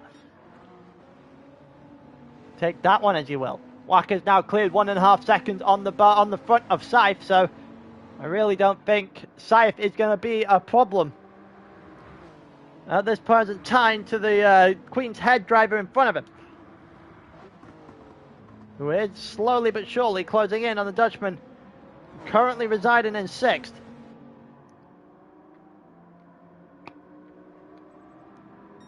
Going forward, Official has a nice little situation going against Mikey here. Mikey's on the outlap, trying to get himself involved. He's got himself a half-second penalty. Official is closing that gap down. It's now within 2 seconds. Official might be able to sneak past him in a second here. Astrodor 22 seconds off the back of Keto, 40 ahead of Mikey at the moment. That gap staying about 58 seconds between Keto and Perry.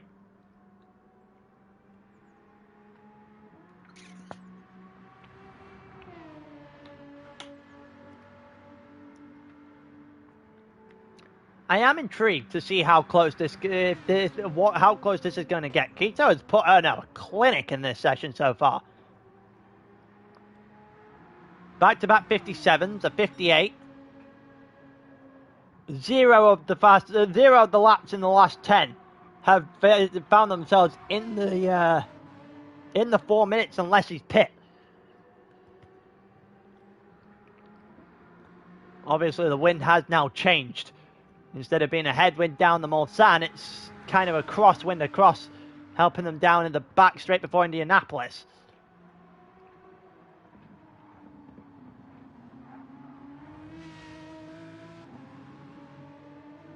Still a fairly interesting proposition. 59-2 for Keto, 58-2 this present time for Perry, as the pendulum swings back a little bit on this one lap at this point in time. We continue on. Official is right on the back of Mikey, looking for 4th place. Official has been quick all day, looking to try and snatch an extra place for AHR.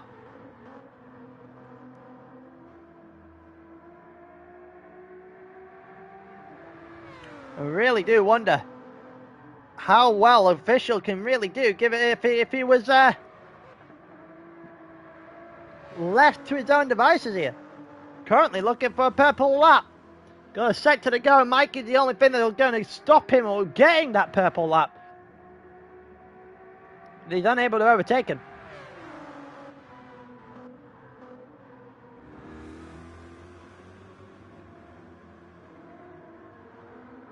Look again, the Italian just getting a little bit too much curb on the exit of the final chicane. Official getting a nice exit as well. And this will push this will press the issue just a little bit further, as we currently look to about 0.3 of a second between the two drivers here.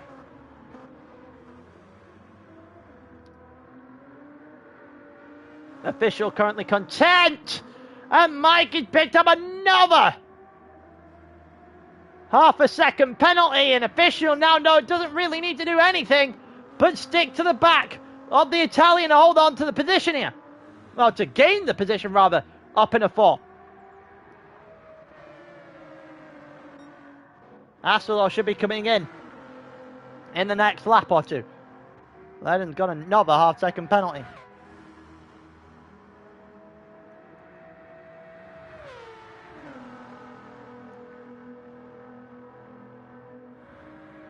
Anything else that we're able to see? Perry is slowly but surely gaining that gap back to Quito.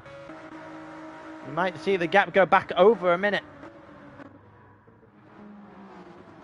Wack not really doing too much damage to the Dutchman ahead of him. Siphon and Deco, about 2 seconds splitting those two. Scythe choice to go to the medium tires right now. Looking really suspicious at the best of times.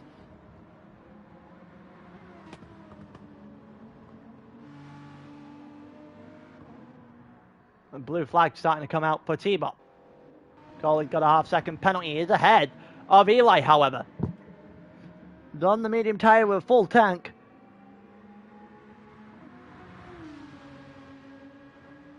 Compared to Goalie, who's in the middle of his stint.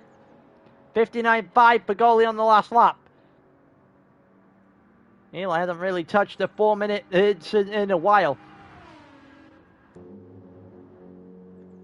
This is very interesting. Goalie might be able to snatch an extra. Goalie might be able to hold that position full stop now.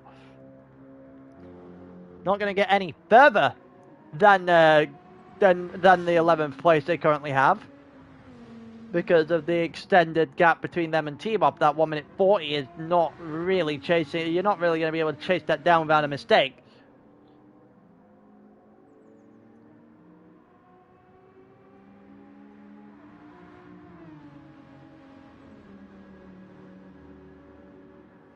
Yeah, it keeps ever rising here for T-Bop over Goalie. That gap has now dropped to 1 second ahead of Eli as well after the penalty. We'll see how that continues to go. Ledden is about to run into a problem of being in the worst place possible for official versus Mikey, as official just blasts on by with Mikey's penalty, and up in a 4th. Go AHR. Asador into the pits. Should still have enough of an advantage over official to survive for now. Well, will be close, however. Depends how much Asador puts in. Official going for purple again. Last lap 58.2, the lap before 57.9. Absolutely putting it together now. Ledden may have just picked up another half second. We'll wait and see. It doesn't look like they've actually given it to her. So she's going to survive that one. Official looking for purple. Will he get it? Will he get it? No, he will not. To the 58.2. And Asador is on the soft tyres. We have a couple of drivers coming out in and around where Asador is. Asador overtaken by official. Asador overtaken by Mikey. But it's at the start of their stint. So the tyre delta should run back in the favour of Asador, but the pit stop gap that Asador once had has disappeared.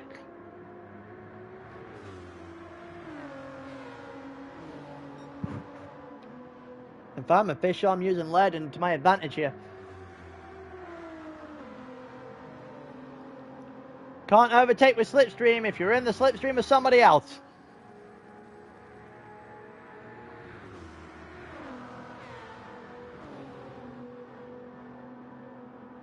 And that is exactly what officials put in the game plan here.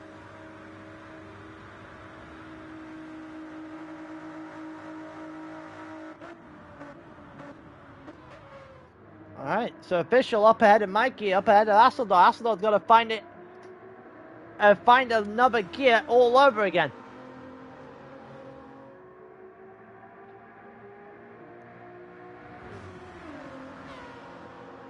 Imagine the blue flags are about to start waving here. Quito is second. well, a minute, sorry, nearly a minute and 10 seconds clear of the rest of the group. The only person stopping Keto right now is sitting in the driving seat, but it's driving seat that's getting a little bit warmer.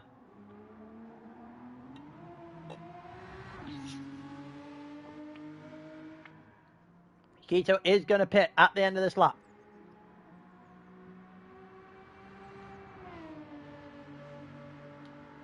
Imagine Keto's going to end on the medium tire here. I think that's probably the decision. That's probably the decision they made earlier on. Not sure it's a decision I agree with, honestly.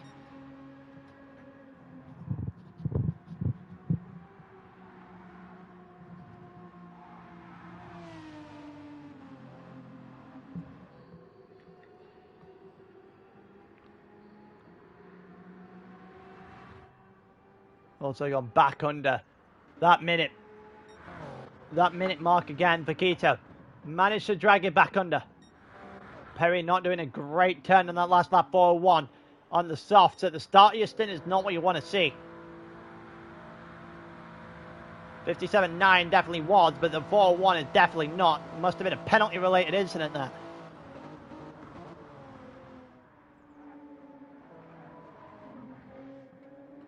So Keto in. That gap just under a minute.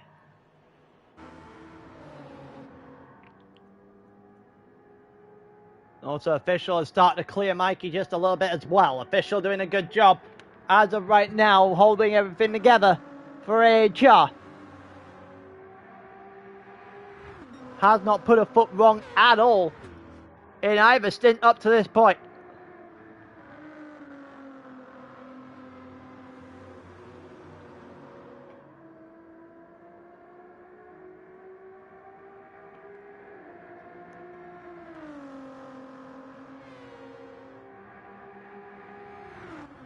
Just continuing on, Keto's obviously about to go through. Perry's come out of the pits, so we'll have to wait for Keto to go around again to figure out where the gap... Well, Perry's actually... We'll have to wait for Perry to pit again to see what the gap actually is.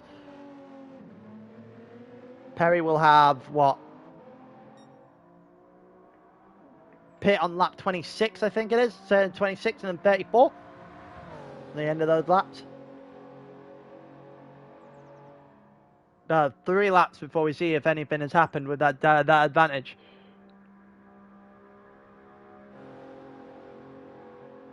I reckon if Keto will, get himself inside a minute overall compared to Perry on this stint, I think they could see that as a win for Aero GT Purple, knowing they've got a couple of decent drivers still left to get in the car.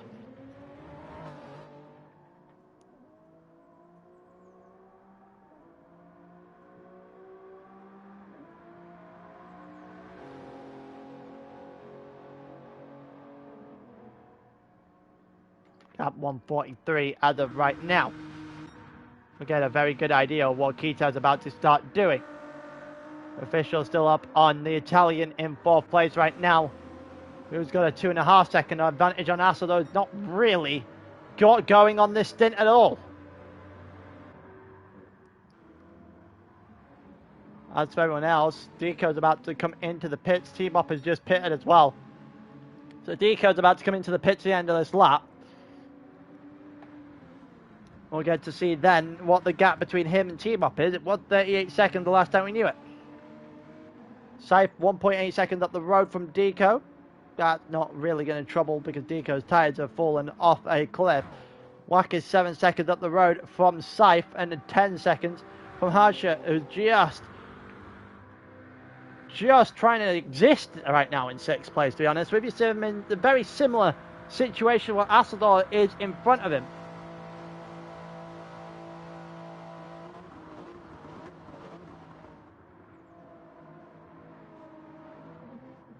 Don't go further back. It's T-Bop from goalie, who's still ahead of Eli. 1.6 seconds of the advantage. Currently sitting for goalie, now 1.4 seconds, sorry. And always going back up.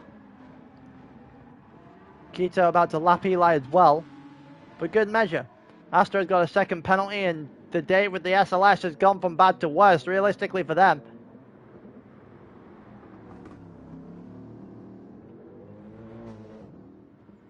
And then Ledden about 16.5 seconds off the back of that.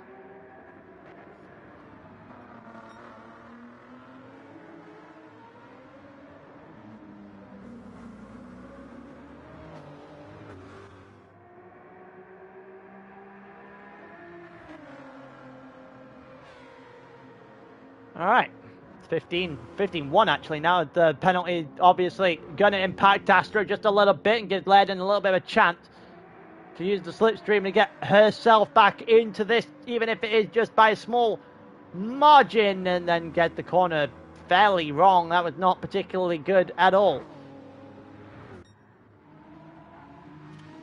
Goalie still has the advantage from Eli as well. Let's Keto go. This will bring Eli back into the fight with him. Slipstream about to come into play.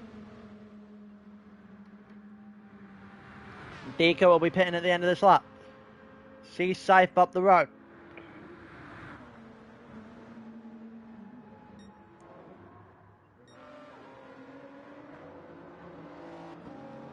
Arsenal still 2.5 seconds off the back of Mikey. Who's dead? 1.3 off the back of Official. 3 of them can see each other. Ledden picked up another penalty. Gap sitting at 142 currently for Perry versus Keto. You see when Perry pits in a couple of laps time, at the end of 26, that gap is going to come back below a minute.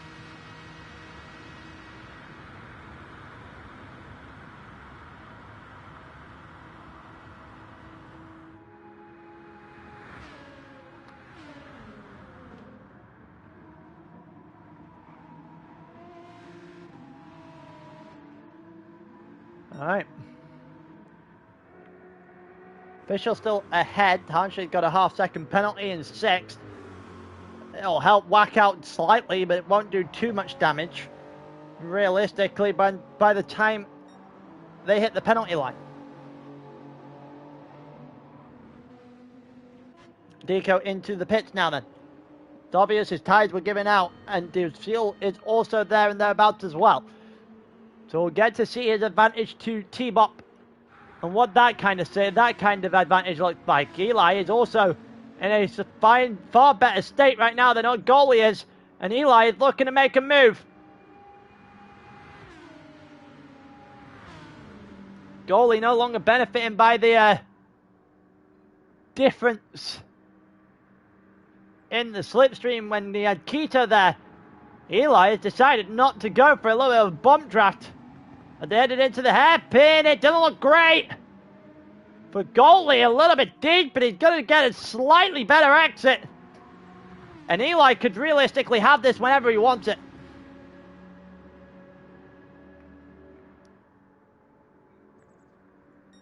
Deco is now coming out the pits. We'll get an accurate representation of what the gap is when T-Bop goes over the line in short order here.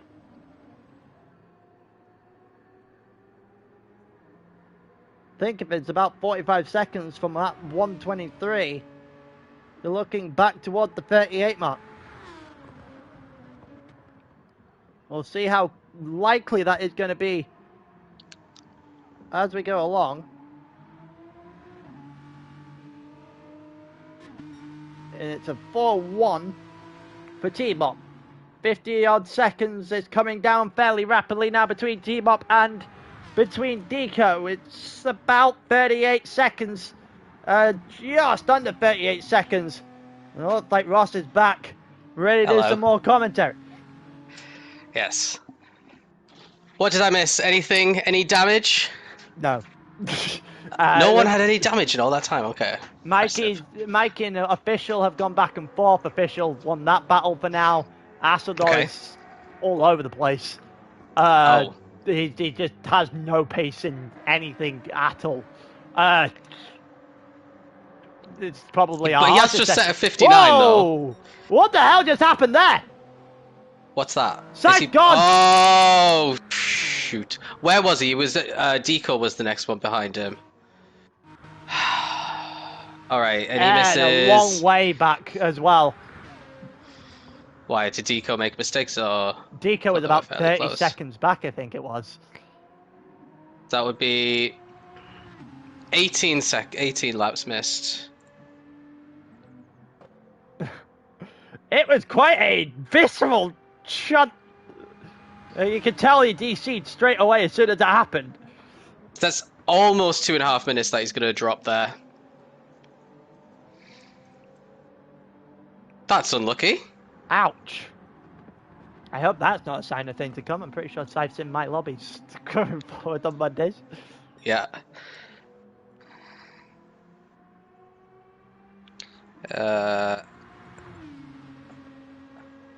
Oh dear. Yeah, oh dear indeed.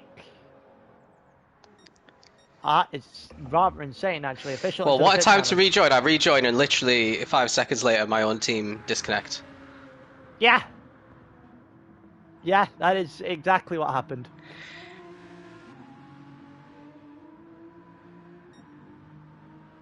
Two disconnects in this one, 3 for the day. Because although Anonymous disconnect was because his PS5. I think it was his PlayStation. Yeah.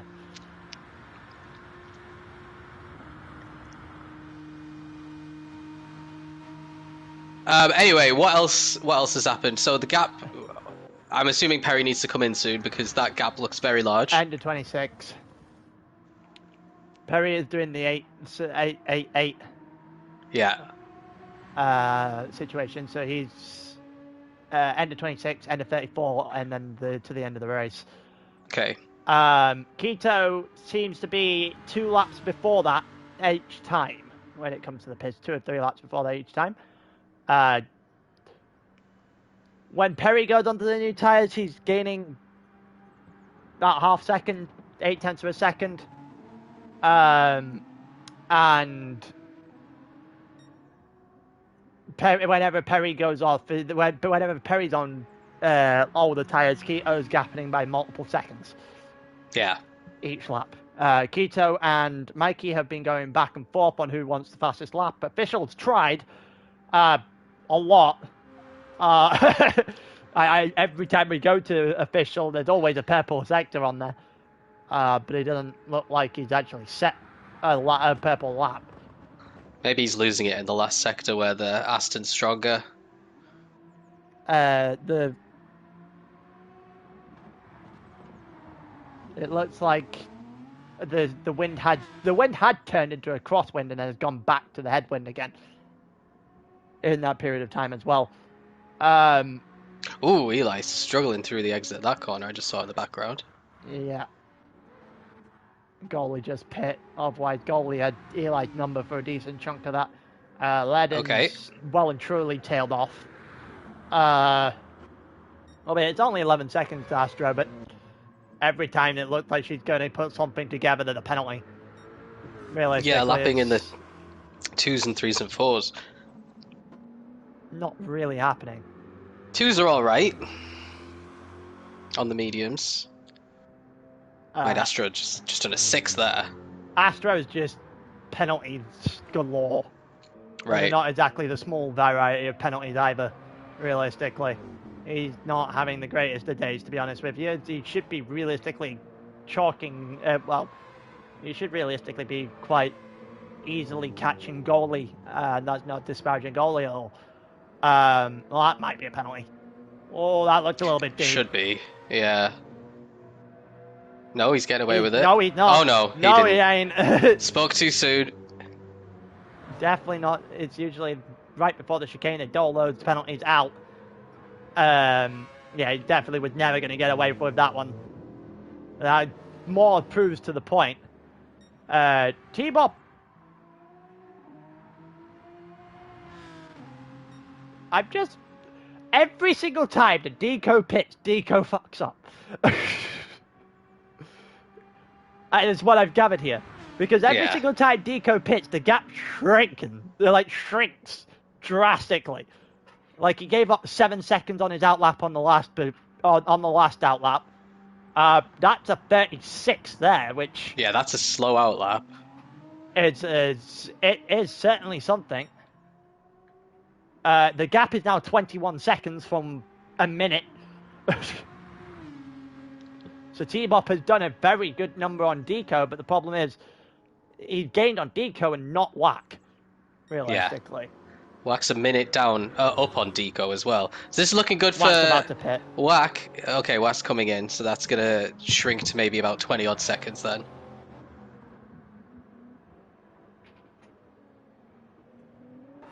Wasn't exactly the most centric pit stop I've ever seen.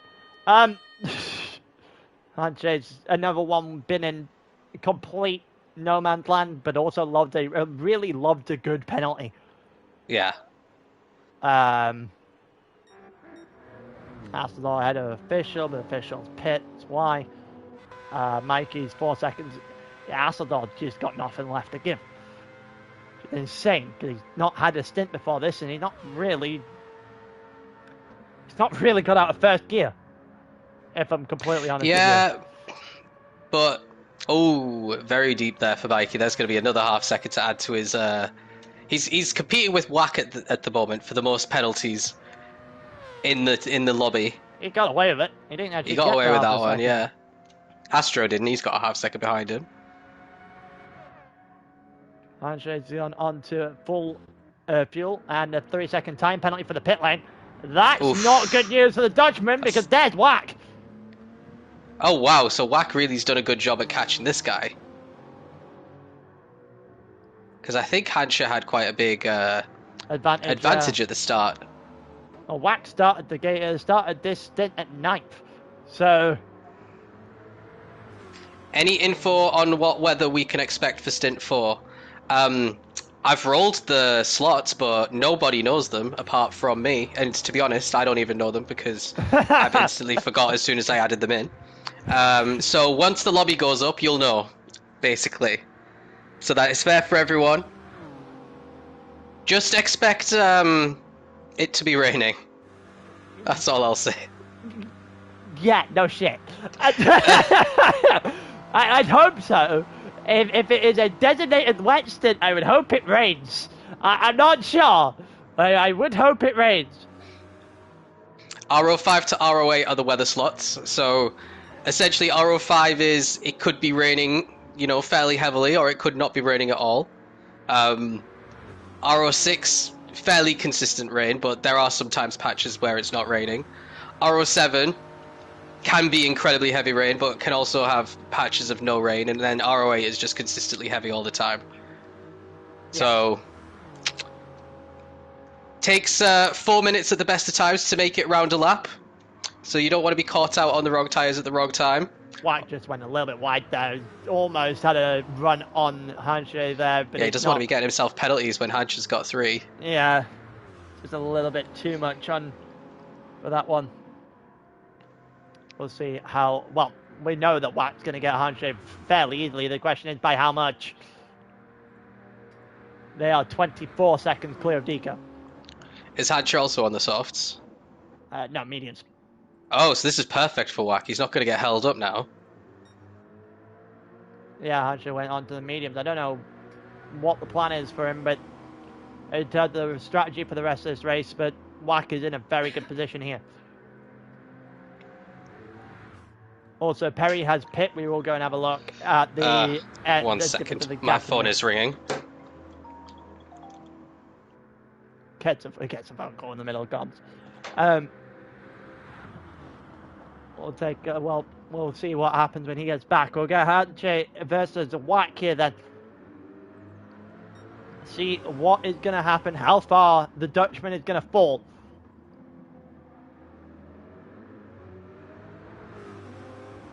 It's a penalty kicking in now. Wack is already gone.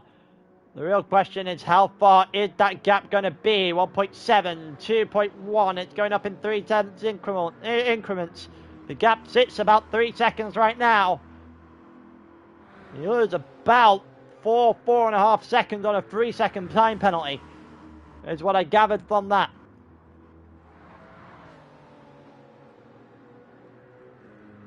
That is not good news for the Dutchman, who is a long way off of Wack at this point. T-Bop only 20 seconds off the back of Deco, has done a stellar job of trying to get that one to just fit in. Obviously, they will catch up a little bit more to the Dutchman as they go along here. Perry just ahead of T-Bop there. Along, Eli 5 minutes and 57 back, minute 10 off the back of T-Bop. It's 37 seconds ahead of goalie. Astro's got a 3.5 second time penalty after cutting the pit lane in his last pit onto the medium tyres, which just exacerbates anything he's had so far today. Might actually been led in off the bottom of the pile. The gap is now 53 seconds between Perry and Quito, and it keeps coming down.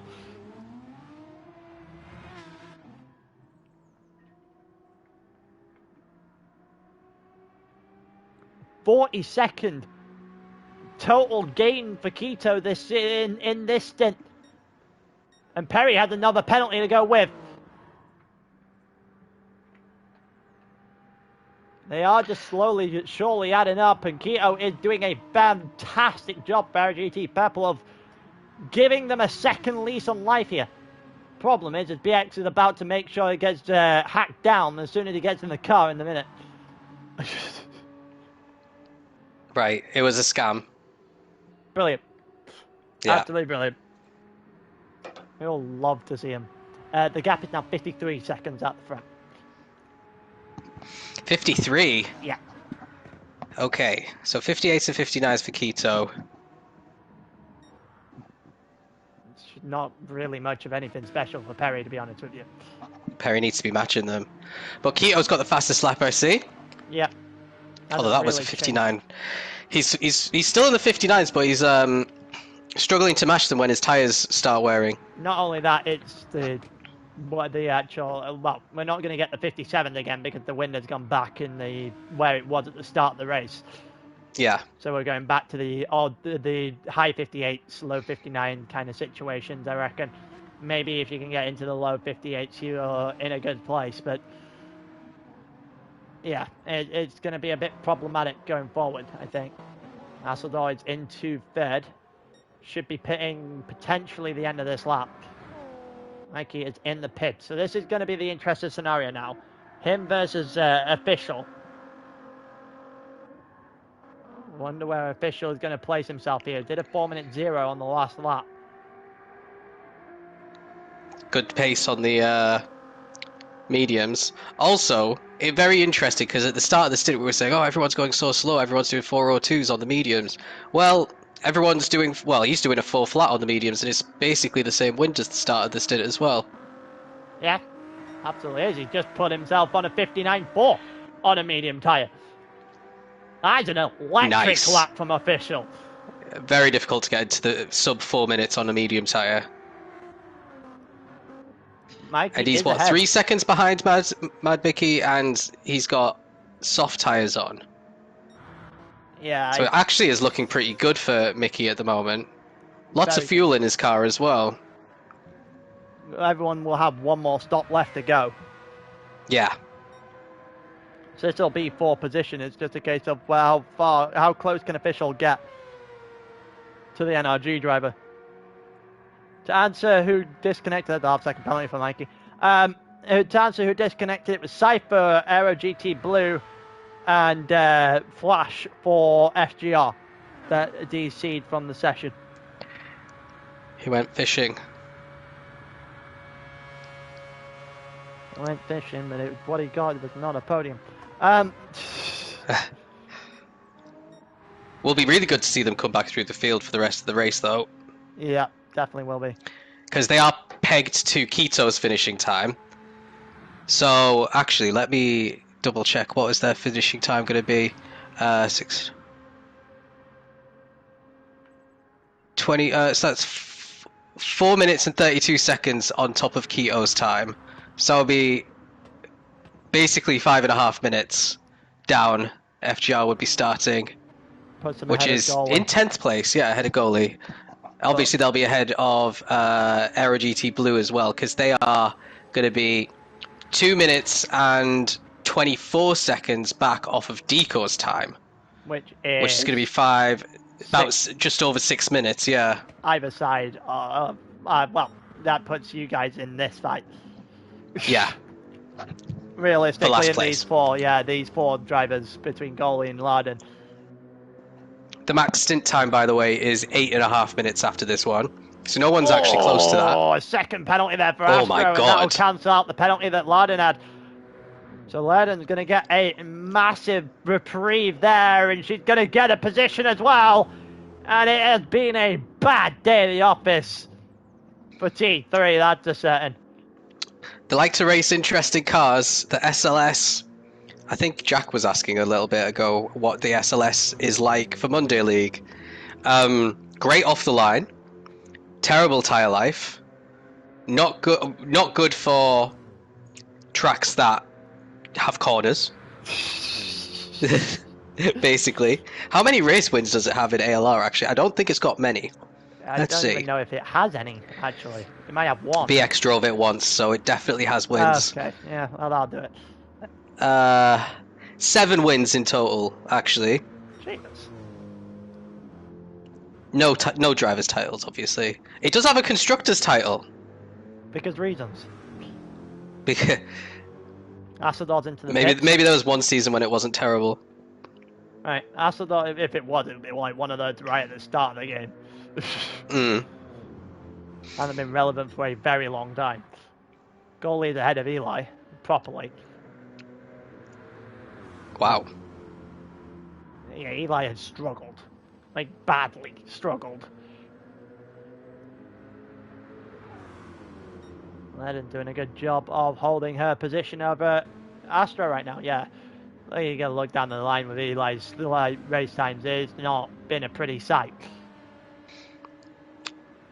Worse than Ahmad's in the last stint, actually. Goalie is ahead of him. T-Bop had a half-second penalty. Has pit again. T-Bop will have to pit again as well, so that all that work to get 20 seconds back off of Deco is dead. What happened to him on lap 20? Oh, right, no, that was pit stop, never mind.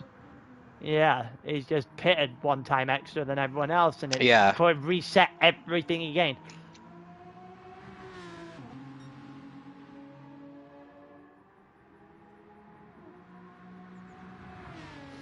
Yeah, he has actually just fully reset everything he worked for in that first stint. Hatch is dropping back 11 seconds off of Wack now. Yeah, only 12 seconds ahead of Deco. Okay, so Deco's got a chance here of catching Hansher. Alright, Mike is up 4 seconds on Official, and Official 2.5 seconds up on Asseldor. These three are going to be close all the way to the end. But yeah, realistically, they're also not going to do too much damage to anyone in front of them at this point. The gap has increased back to 55 between Keto and Perry. Keto's got a pit stop at the end of this lap, I believe. Yeah, definitely at the end of this lap. Because I think Keto might be having 2 more stops left. In that case, then Perry is potentially going to extend that lead rather than lose it, if that is the situation that they have to go in, because Perry only has to pit once more. True. Okay, so this might work out well for Perry. We'll have to see. The good thing for Keto is that he's got 69 seconds to P3 behind him, which is absolutely crazy when you consider how close everyone was at the start of this stint. But if you're looking at his times, it makes sense. He's never dipped above the 4-minute mark.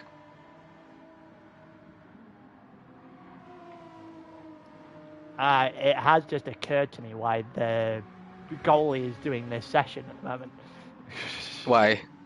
Because LTR have just done their esports qualifying. Oh, okay. I've just seen the message from that VX. would make sense. Right, let me ask in the chat how it went. Uh...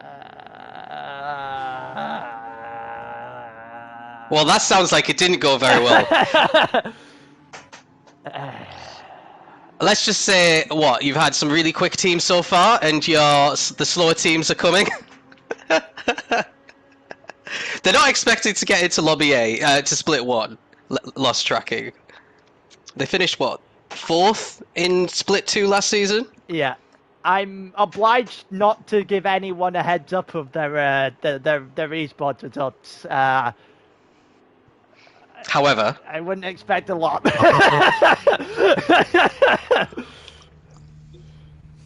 Not from what I've seen, anyway. lovely.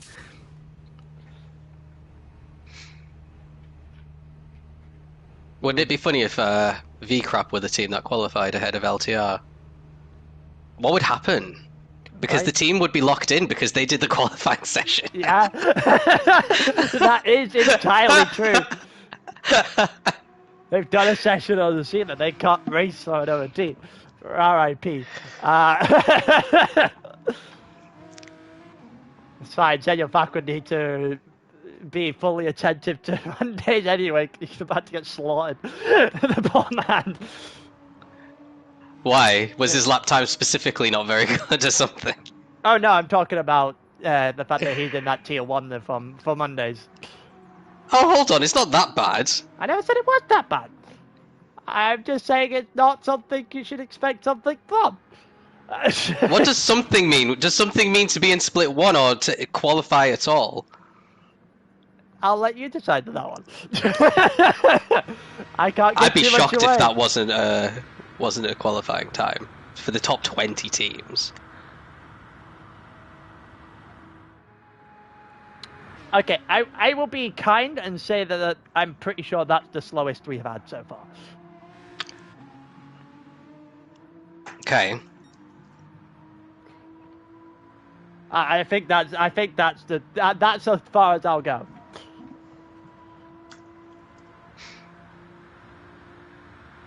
Which I know, I feel like depending. Right. Well, maybe I need to hop off comms and do some practice for tomorrow then.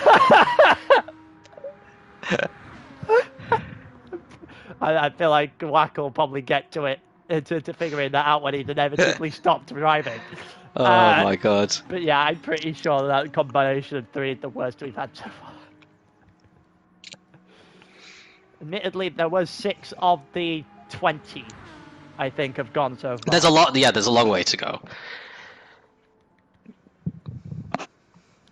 Deco into the pits. The gap is 138 out front, by the way, which means that after 3 hours, and the likelihood that the fact that Keto has to pit at least one more time than Perry, means that they essentially ended where they started. Yes, 10 seconds separate Deco and Hancha. Both of them 12 laps. No, you can't make it. You can't make 12 laps in the Vantage to the end, no matter what. So there will be another pit stop here. So there'll be 2 short soft stints probably for both of them. Yeah, there's a Corvette for Hansha rather than that. But Deco actually got ahead of Hansha, by the way. That was 11 seconds the other way when we saw it last. Not sure what happened there. What does Hancha's lap times look like? He did a 4:06 on lap 27. But 29's the casual 46. Did he come in to fix damage potentially? No idea, but 46. Because lap 25 and lap 26 are in laps and out laps, and then he's back in on lap 29. He might be. He might have got damage on that lap because he did a 46. 46 is 46 is slow. Yeah. 46 is, put it into perspective, the actual in and out laps are meant to be around the 420s. The Corvette had damage, yeah. Well, that answers your own question then, Jack, doesn't it? You've asked how Deco got 7th. Then it's because the Corvette had damage. Deco doing really well then. And Wack up into 6th now. Yeah. He is 5th and 6th for the no Queen's Head. Land, but he he is well and truly no man land, but I think he'll take that, to be honest with you, if you gave it him at the beginning of the beginning of the stint. Yeah. Oh yeah, this is definitely been a better stint for him than the first one. Mainly because he's not had any penalties compared. He still had some. I'd like to say he has. Every time I go to him, he still has half a second. Oh, never mind. No, he's just not making mistakes this time. I feel like that's the biggest difference. He's settled in. He's well practiced at this point and is just putting the laps together, whereas I can't say that for everybody. Asador's not that far off the back of Official. Official will have one more pit left in him. The same goes for Mikey and for Asador on same terms. I wonder who's going to be able to snatch that third place. I think it's going to be Mikey that gets third overall, but He's looking comfortable. Since I've rejoined, he hasn't span. he's looking very racy, and this is why I said earlier when we were talking about him in the second stint, and the fact that he had a lot of pace, he just doesn't usually show it. Yeah. Or when he Well, does he's showing show it today, for sure. He's showing it today, but he's now making mistakes. Well, that is a well-timed error, isn't it? Slid the car, got her deep, and got the half-second penalty. Sometimes it's just a pressure thing as well.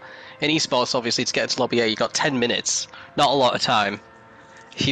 Then the pressure gets to you, and then all of a sudden, you're P13 in lobby B. Yeah. Also, the lobby, just the general level of the lobbies as well. Well, yeah, exactly. No one else. A lot of people are very consistent. Yeah. If you make mistakes, you get punished for mistakes. That's just the nature of being at the highest level, isn't it? Yeah.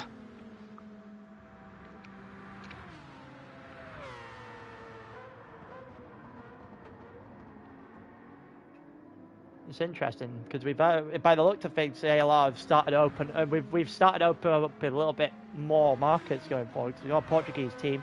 Half of the Aero GT team is fucking Swedish. Yeah.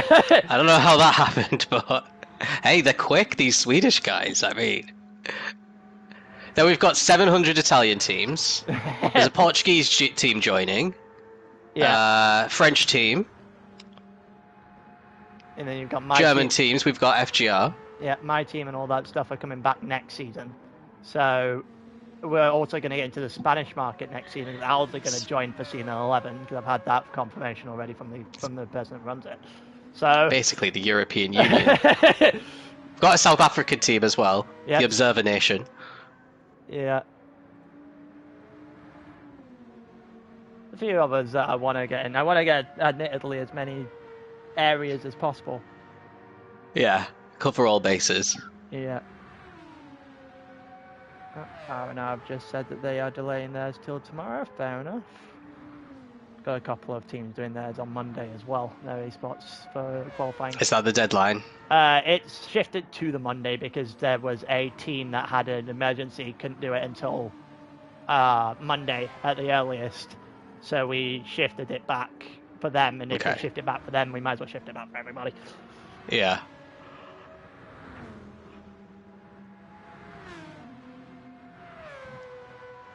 We've got a few teams that are a few fairly interesting teams that haven't actually booked in a slot.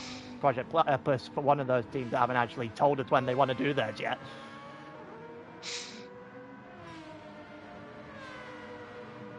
Same for NRG actually. We're currently watching. Too preoccupied with this race, aren't they? I feel like most of their drivers have done a decent amount of Deep Forest by now anyway. Yeah. Not one of the harder tracks to learn, that's for certain.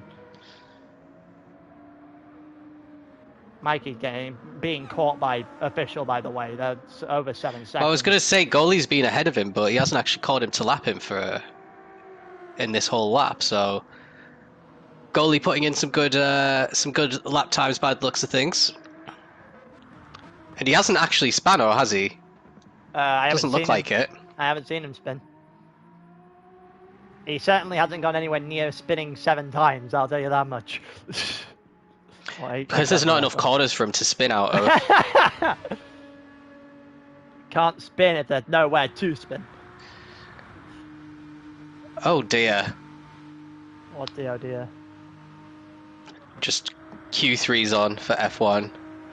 And certain Ferrari driver likes to fuck it into walls, has fucked it into a wall.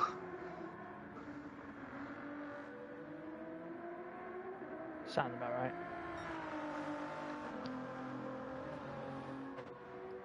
He'll blame the brakes again. Brembo is gonna put out a thing about them being surprised again. Yeah. Mikey is finally actually a goalie overlord there, so it took a while, but he has actually finally done it. Still not really dropping official at all, either for good measure. The Dassadors are slowly but surely losing touch with AHR again. Yeah, he has actually held on to it though. He was like falling back, but it seems like Hasseltor's kind of regained his composure, kind of sticking with them, staying close enough that the next stints, whoever takes over, have a good shout at getting back in the podium spots at least. Yeah, the wet stint Viking. Look at this, T-Bop 7 seconds behind Hancher. Yeah. Fortunately, I think... Hancher's got a pin again as well. Yeah, I think you might be right. T-Bop has done a very good job here, honestly.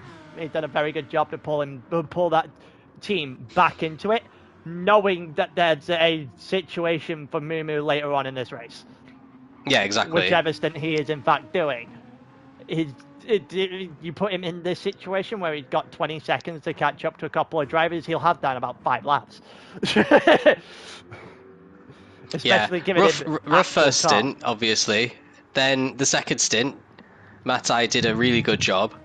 Overtook a lot of teams. And then T-Bop's continued that. So now they're solidly in the top 10. Yeah. And then maybe we'll just have to gain 4 minutes and 51 seconds when he takes over. Yeah, you ain't getting that.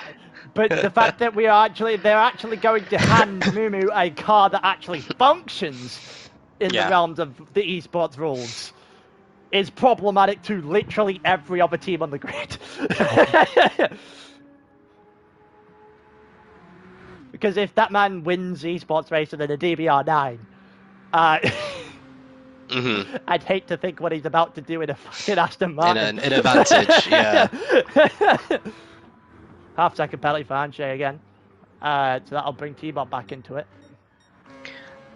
I'll never forget those 2 laps I spent ahead of Mumu at Daytona. You were like, I'll give him 1 corner. No. I stayed ahead of him for a good while. Quite frankly, I'm surprised it was only... I'm surprised I gave you 1 corner. Only because it's a rolling start. Ready for Lord Vader. So Vader's coming in next, Vader by the sounds of it. Stint. No, again. This is going to be entertaining then if he follows what he did last time. I was saying PTSD from Suzuka at this point. I'm pretty sure that's just PTSD is going to kick in very quickly as you go on to this one, especially if he's next. Also, Keto is catching Perry again. The penalty. What's the gap now between Keto and Perry? 128, and Perry's got a penalty. 128. With Keto making... Oh no, they both make 1 more. Pit stop. Yeah, they both make 1 more pit stop, so it's going to be 1... It is as it is. Basically, now. Perry pitting at the end of the next lap. This is working out pretty nicely for Perry then. At this stage, because he's done 1 pit stop less, Keto's only gained a few seconds on him. Yeah, it has worked out given the fact that Keto has been significantly quicker the entire night. Yeah, but obviously Keto's going to be quicker for the rest of the race even more so because the tyre. He's got a lot more tyre life Yeah. left now, and then he's going to have fresher tyres at the end of the race as well. He also put in a lot less fuel and all that kind of stuff as well. Yeah, and that as well. So maybe it'll be down to 1 minute 10 potentially by the end. Perry, That would be good for Keto actually to be down to 1 minute 10. Yeah, so that's it isn't looking as good as it was before when we were like, oh, 50 seconds. But he did have to go one more. Yeah, that's it. Keto has gone one more pit stop than what Perry has. I mean, Perry done his job. That's about as much as I can describe Perry's stint. If I'm solid. honest with you, it fits the needs. Yeah. He hasn't made So a is mistake. BX taking over for the next one? Yes. The wet. Yes. And then Perry's going to do the one after. Perry is going to be doing the stint that covers the 7 o'clock. Because I know for a fact, I'm pretty sure there's a thing. Well, BX in that period of time. Let me just double check. I can actually get up the esports list now, actually, so I can double check that. well, we're due to start the 2-hour stint at 5. Huh. Okay. That's interesting. No, BX's one was meant to be LTR. That was meant to be at 9 o'clock. Ah, that would be the final stint. But they've already done theirs. Where the hell? Where did that change? I was about to say they have done that. They've had the picture for it. Fair enough. Freed BX up to do whatever the hell he wants for the rest of the night. So I wouldn't be surprised if BX did every stint from here on out then. Yeah, that wouldn't be surprised at all. If that's the case, then good luck stopping him. The rain might. Didn't the first Although time. he got the rain call right the first time. Yeah, true. But that was just a little, you know, a little entree. To be honest, I'm surprised that's the only time it has rained at all. A bunch of stints left afterwards. Here comes official into the pit stand. 8 laps to the end. He actually got to inside 6 seconds of Mikey in the end, so it could be a lot worse for official and might still sneak himself onto the top 3 by the end of this stint at this rate. Mikey has to pit in a lap or 2 and will take an extra half-second penalty for good measure. Loves those half-second penalties at that corner as well. Yeah, the exit at turn 3 is just a nightmare for him for some reason. Very surprising.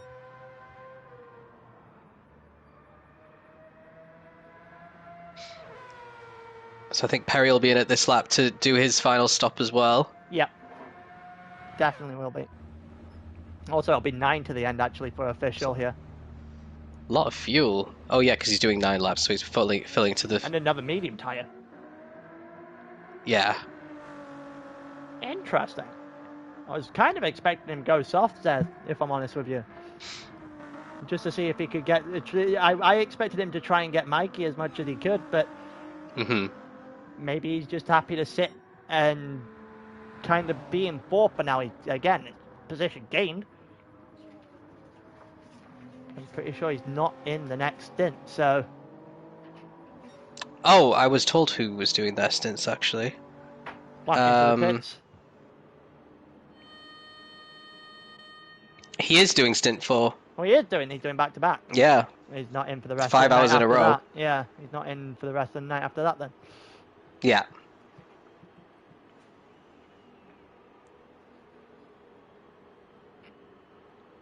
Fairly interesting, then. Continue going across. T-Bop is only 6 seconds off of Archer now, as well. That has definitely changed. Astro is currently in P10, but he's got to pit again. Goalie's going to have him all the way potentially down to Larden's going to have Astro here, to be honest with you. And it's not been a good stint for Astro. But doesn't goalie have to pit again? Yes. The other 2 do not. Okay. So goalie on the softs wants to get past Astro pretty quickly here.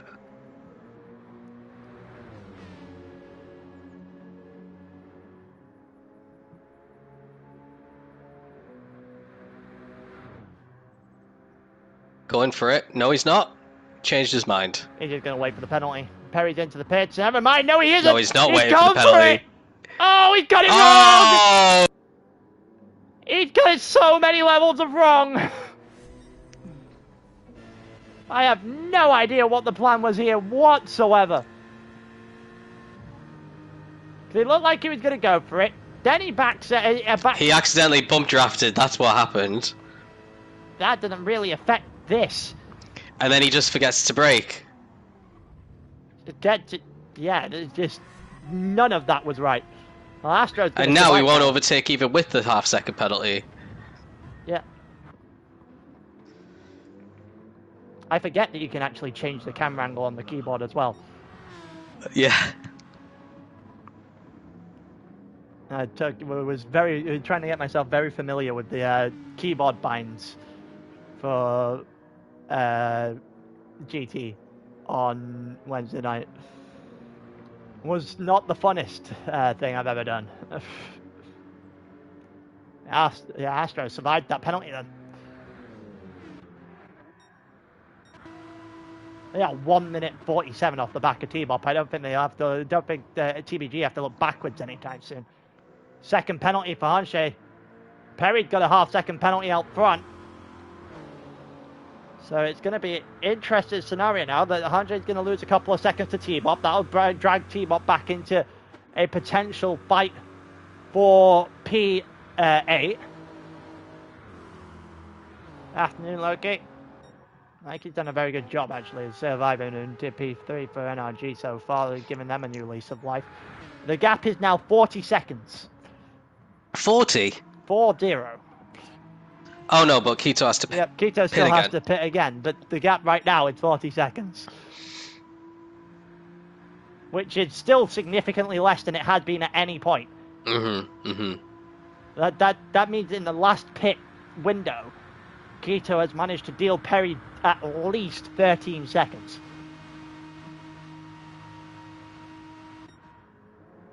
And Perry's got a penalty as well, so that's about to come down even further. Perry's had a lot of these half seconds. And he had a 3 second as well.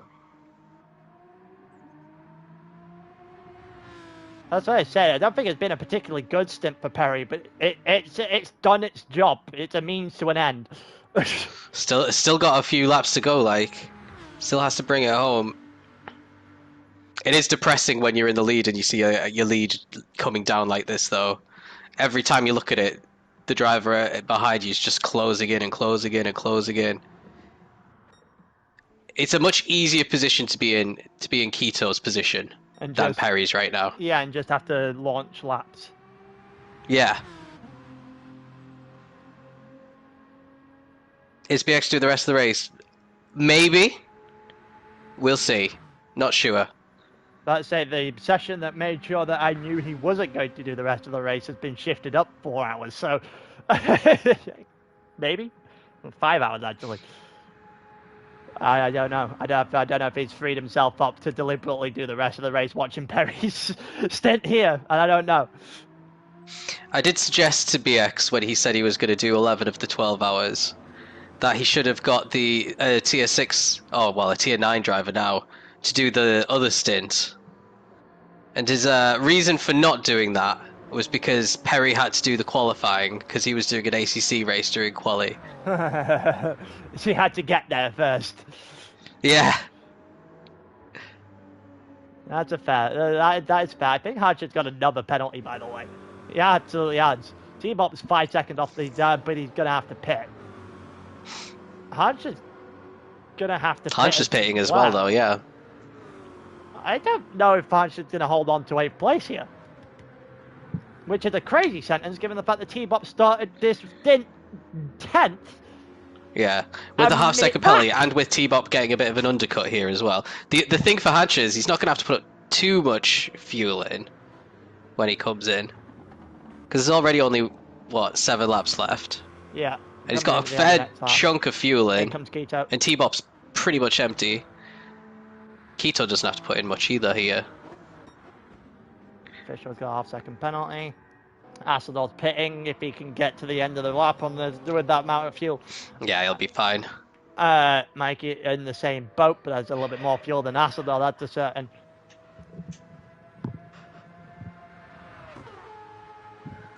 This is going to get interesting. These three in the bottom step of the podium, definitely within range of each other, going forward into the wets. That's a certain.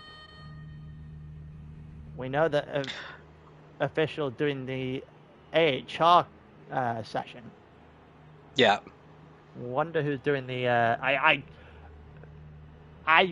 have a funny feeling that if they're going to do wets, it might be Catfish. That ends up doing that session. Is he good in the wets? Is he known for the? I just wets? assume that's the way they're going. Alessandro won't be here, so it won't be Alessandro. It probably would be their starting. Yeah, he said he was choice. doing the last stint, unless he gets knocked out. But then, if he gets knocked out of his football thing, he's doing the second hour stint. Yeah. Yeah, so that means it'll have to be either Catfish or Panzani, probably. And I can't say I've ever seen Panzani drive in the wet, so I wouldn't be able to tell you how good he is in the wet. No idea. Mickey putting a lap on Astro there. Nothing too major. Getting out the pits with Astro in the middle, you mean? Official up into 4th now, ahead of Asseldor. Softs for Asseldor, mediums for Official, softs for Mikey, so I think Official's going to end 5th here. Yeah, Asseldor has to catch him. It's only one He's second. got... Yeah. But Official's in that 4GT is not going to make it easy. Definitely not. Definitely not. Deco's fueling tired, so Jack asking earlier. There's the thing, he will pit in due course here, same with Hansha. He's got another oh no, that's the half second penalty he had before. I thought he just had another one for a second then. No, he just got it at the very end of the last lap. T-Bot 49 seconds back. Don't forget that you lose about 45 seconds on a pit stop. Yeah. 5 seconds was the gap previously. Yeah, he's got 3 second time penalty. Oh. He got 3 seconds. T-Mob might have just squandered the opportunity to make a position up on this session. Which is insane given the fact that he was a minute back on anybody. Yeah, I think that's going to ruin it for him for catching Hansha. Unless he has a really great final stint, but he's on the mediums and Hansha, I'm assuming he's going to go on another set of softs whenever he comes in again.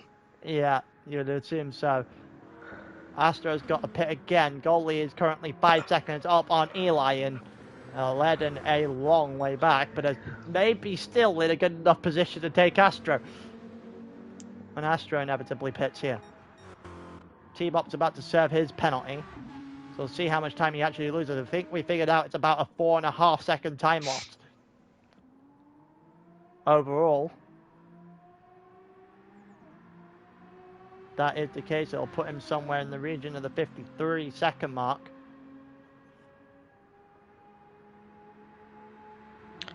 Maybe not 53, 52.2 from 49-ish. Not losing too much time there then. Deco, yeah, it wasn't the worst. But I think Hansha had a half second as well, so that's why. Yeah, also. Oh, whack.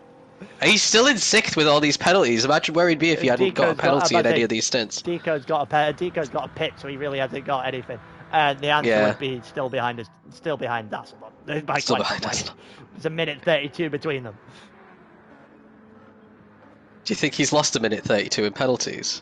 No. If he's lost a minute 32 in penalties, that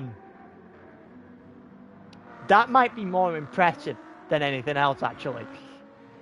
So I wouldn't be surprised if he's lost a minute 30 in penalties. 3 seconds for a half second? No, not 3 seconds for a half second. 2 seconds for a half second. What kind of maths is that bullshit? Oh, I don't know. The gap is 120. So he has, irrespective of anything else, gained 16 seconds at this point, Keita, on this stint. Yeah. He's on the mediums, though. So is this his first medium stint? Yeah. Ah. So this is Perry's opportunity, really, to extend a bit of a gap here. So it'll be interesting to see if that's possible. He does have to return the favour of what's been happening for the rest of the stint, realistically, to a degree here. I don't know if Perry can do it, to be honest with you. Mike's got another half-second penalty. I'll drag official inside 9 seconds. I'll be doing too much damage outside of that. T-Bop is 50 seconds off the back of him, and of course he got... What an awful time to start flagging penalties every fucking lap. Yeah, this was crucial for him. He's now 50 seconds behind Hanscher. Hamilton is on pole, apparently. No, he's not. He's in second, though. Russell's on pole. Finally. And there you go. Mercedes letting him drive now. Astro. Oh, Astro catching up to Learden. The other way round. Learden catching up Astro. Astro drops to the back of the field. I have a feeling that SLS AMG wasn't Astro's choice, and it was Anonymous' choice. It was. I think they're never driving it again. I think it's an accurate representation of what's going to happen. Astro will get Learden eventually here. But she's not as tailed off as she once was, that's for certain.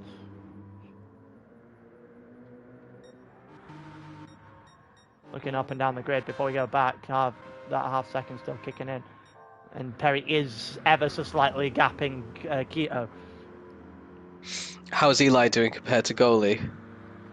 I think it was about 7 seconds. We're just going to watch this to see if Astro goes to this move first. He's going for it. And Astro will go for this to the inside and just blast straight past Learden. And she is going to go back to the rear of the field again.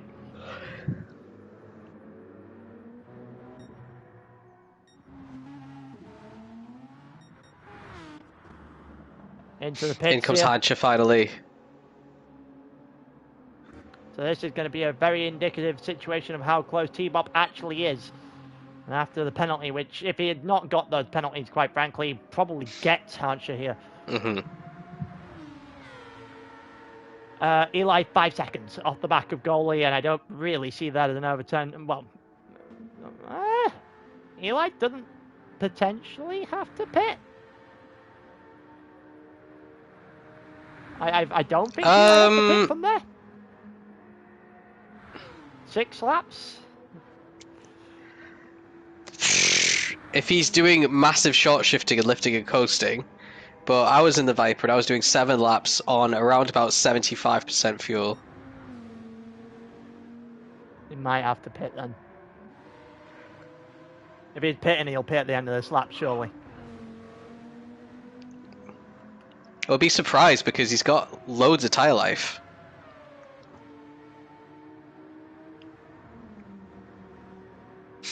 How's Perry's family? Well, I think we've got penalties in the battle for last. Both wow. of them have penalties. Learden's got a second. Astro's got half a second.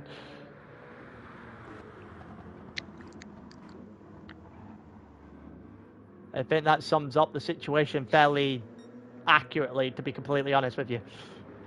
Yeah, a bit of breathing space for Astro now with that penalty, the harsher one for Learden.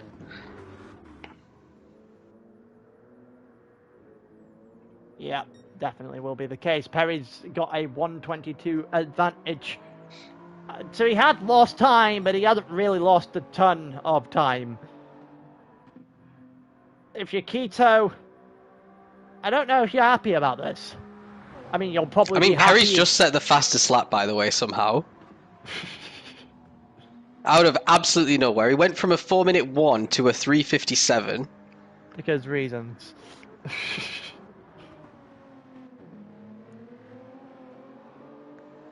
And Keto's out on the mediums now, so he's not going to be matching this time. Nope. Not even close. So if anything, Perry should be extending for the rest of the race.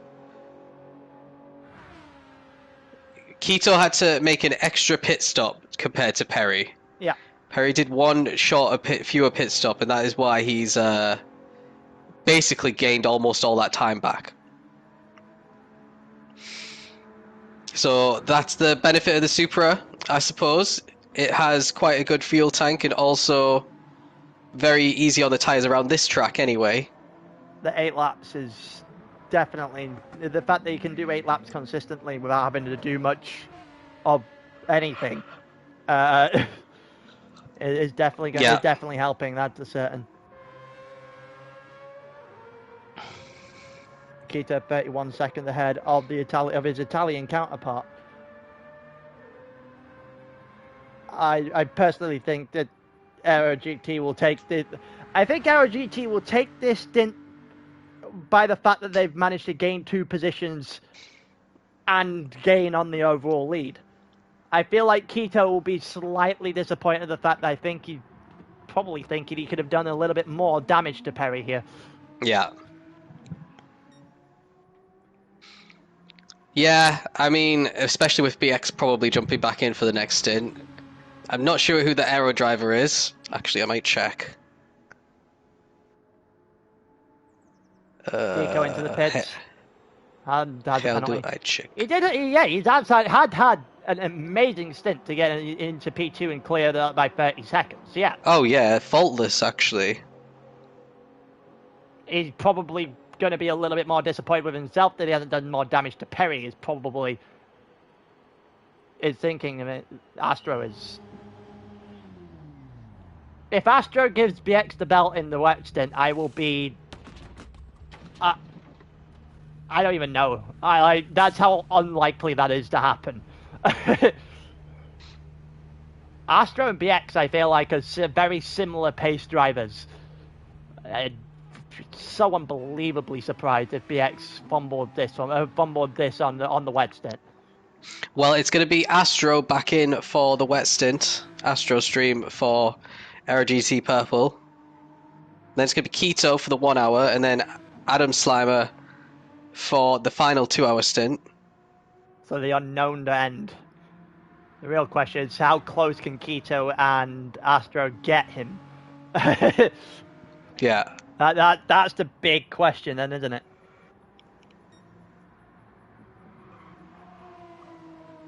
Blue team has nothing to lose anymore.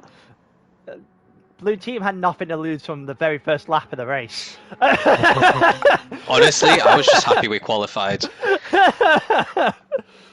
No offense, Icky. Get ready for the terrorism. We've got Rich coming in. His PSN name is Chunder. Deco is 18 seconds ahead of Hansha. Hansha is 9.8 clear of T-Bop. If you gave T-Bop this situation at the beginning of this stint, he would have fucking snatched your hand off. Yeah, I agree. P9's really solid driving. Not only that, he's also he technically gained a position off the DC, but he's also gained 50 seconds on a car. Whether or not it is legitimately gaining 50 seconds is not the point. But he has technically gained 50 seconds on the car in front. Hey, out-strategizing someone is legitimate. And that's what Perry's kind of done here to Keto as well. And maybe that's why Project Platypus avoided the Aston, because obviously the Aston's not great on fuel or tyres compared to a lot of cars. Its strength is just its pace, essentially. Yeah. Which isn't the only thing you need to think about when you're doing a endurance race, especially. Admittedly, I feel like Le Mans, being it's probably the worst track for the Aston Martin, is definitely playing a part. I certainly think that it's still probably the best car in terms of all of this, but it's certainly not got the advantage it usually has, which is why it makes it a little bit more open to other cars potentially doing well. And she's got yet another half-second penalty. Deco's going to serve his as well. Wack is 50 seconds clear of Deco, and if you gave that to him at the beginning of the stint, he would have literally... I reckon he would have laughed at you, if I'm honest with you, if you told him that was the situation he was going to find himself after the 3 hour race. Oh, yeah. I'm going to get a DM from him after he finishes, because he's in 6th and my team disconnected. Official dropped 6 seconds on Asador, and is actually slowly but surely gaining time on Mikey. And is about to gain more time on Mikey.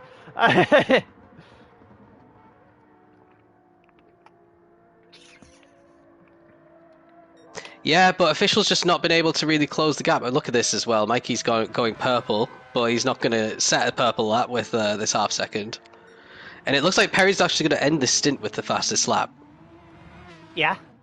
Albeit the fastest lap for this stint is an entire 1.5 seconds slower than the actual fastest lap for the race itself. Yeah, well. Actually, it's almost 2 seconds slower. 53.6, I think, was the time DX set in the end.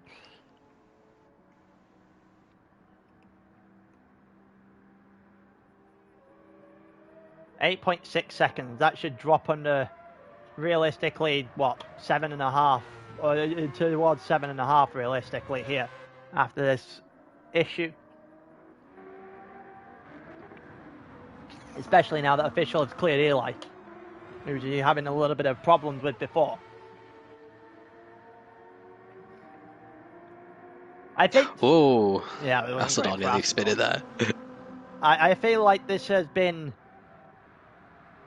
There are some teams that will take this and run this particular stint, and there are definitely, if there's a big loser in this stint, outside of obviously the disconnects, I think it's got to be Queen's Head. Well, for Asseldor's Queen's Head, not Wax. Yeah. Queen's Head won of the main team. That's why I don't call it. That's why they're labelled Queen's Head to me. But they're still not a million miles away. Look at that. What, 8 plus 6? That's 14 seconds is the gap. Oh, they're away from the podium. That's easily catchable. Yeah, but they came into this stint second. They did. But Keto's been on another planet. Yeah.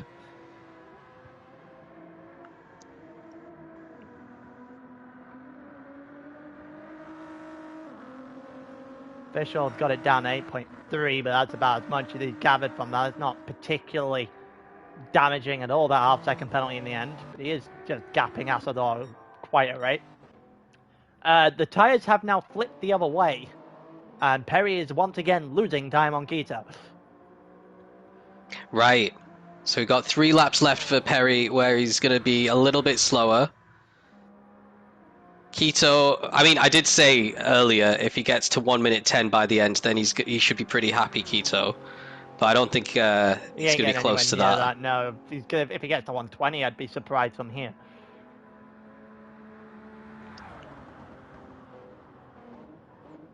That's a certain.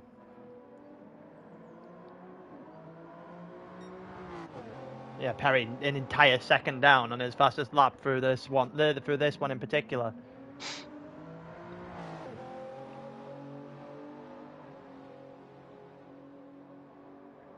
See how everything continues to unfold. Still one up, a little bit advantageous for Perry. Gone back to the 123, 1 minute 23s.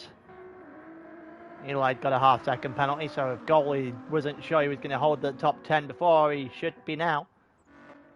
Actually, no, he won't. He got 32 seconds clear of Eli. Eli got 32 seconds clear at the moment. But look at Eli's tyres. Is he actually going to... Well, he is a lap down. He doesn't have to go to lap 42, actually. So he might be alright. That's the other thing these guys who are a lap down have to consider. They don't have to do the last lap. That is very true. Blue flag coming out again. It's going to be close to whether or not he gets down fuel. It's going to be close to whether or not he gets down tyres.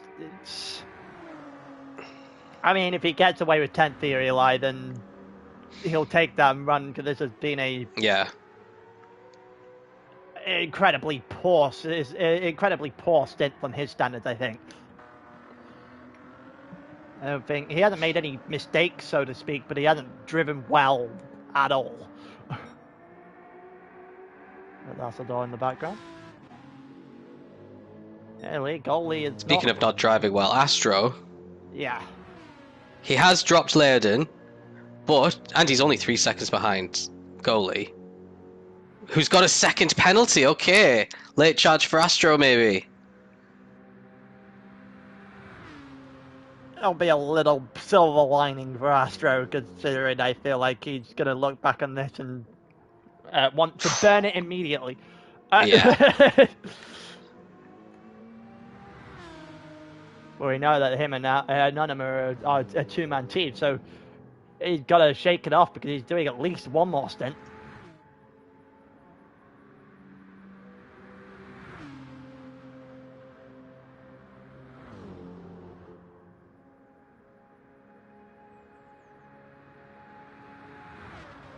So continue on. Goldie's going to serve his penalty here. This will bring him closer to Astro. Will probably get close to slipstream range here.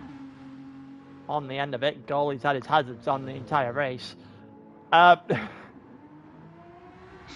did notice that. So there's the second penalty. So 3.1. Oof, that was a large drop. That's a quick drop. 3.2. So there's 2 seconds already. Yeah. Jesus. Astro's just going to sit on the inside of the slipstream range if he can get this section right in the Porsche curve. Well, that will aid him. That will definitely aid him. Goldie's just gone far over the top of that corner. Goldie feeling the pressure now. He is definitely under fire now from Astro with a couple of laps left on the clock. Really wide there for Astro. I don't like that camera angle because I don't know whether or not they've actually took the line off. It looks like they've both survived. Yeah. Getting a penalty there, but it didn't look clean and it didn't look good in the slightest. Just double check quickly what lap Perry's on. How close are we to the end? Okay, it's penultimate, right. And it is a 122 advantage for Perry over Quito at this point in time.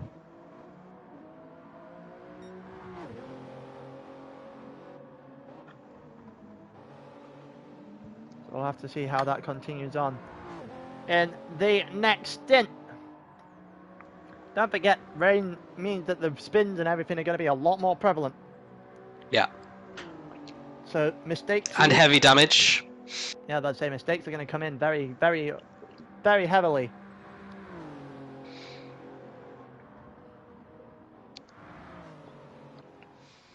I think BX isn't exactly not prone to a spin. He just loves a good Le Mans race. That's the problem. He is definitely an expert at this track. That's the best way of putting it. Quito's 28 seconds clear of Mikey, so Mikey is slowly but surely closing that gap. Assador now 9 seconds off the back of official. That's no stemming of the tide there for Assador in the slightest. Another penalty for Hanche this time. Not entirely sure what penalty that was there. It was we joined right at the penalty line itself. T-Bop is going to close that gap down slightly. Probably TBG has a good chance of picking off a new car for the next stint. If it's Miu Miu doing the wet stint, I think that would be the best idea for them. I'm not entirely sure. We've still got Mighty Mini Smiley, who hasn't done a stint as well. I think Mo Gaffer is going to do one. So I'd assume it might be Mo next then. For the wet stint, that would be interesting. I think it might be. I think it might be Mo next. I don't think it's wise to put Miu Miu in next. If anything, I would put Miu Miu in for the last stint at this point because you need the expertise in the drive from a guy that drives the cars for a living, essentially. Yeah. I would certainly not be putting one like the 4 fastest driver on the planet on a wet stint.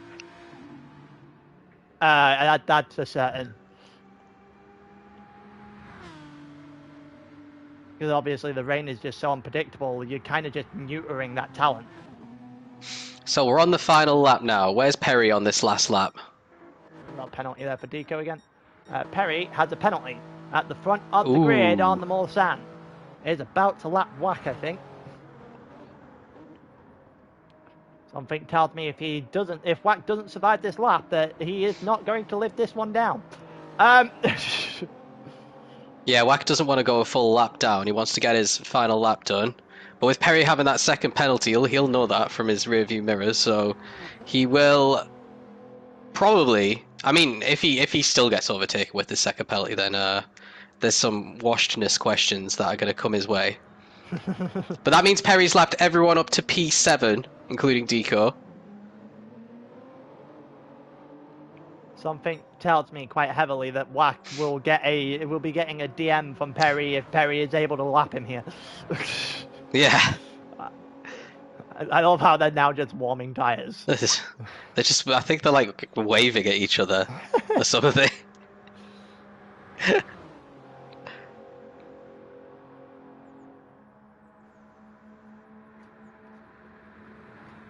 Wack will get timed out though. Yeah, absolutely.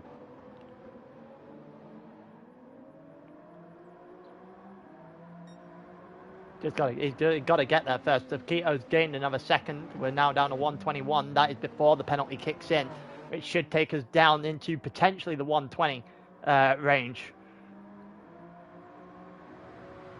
With Perry here.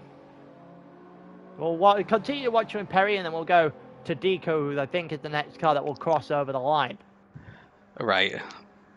I don't think anyone's been lapped twice. No, they have not. Not quite, anyway. Nearly 7 minutes on the clock. About another minute before, or just shy of a minute before they're going to get lapped again.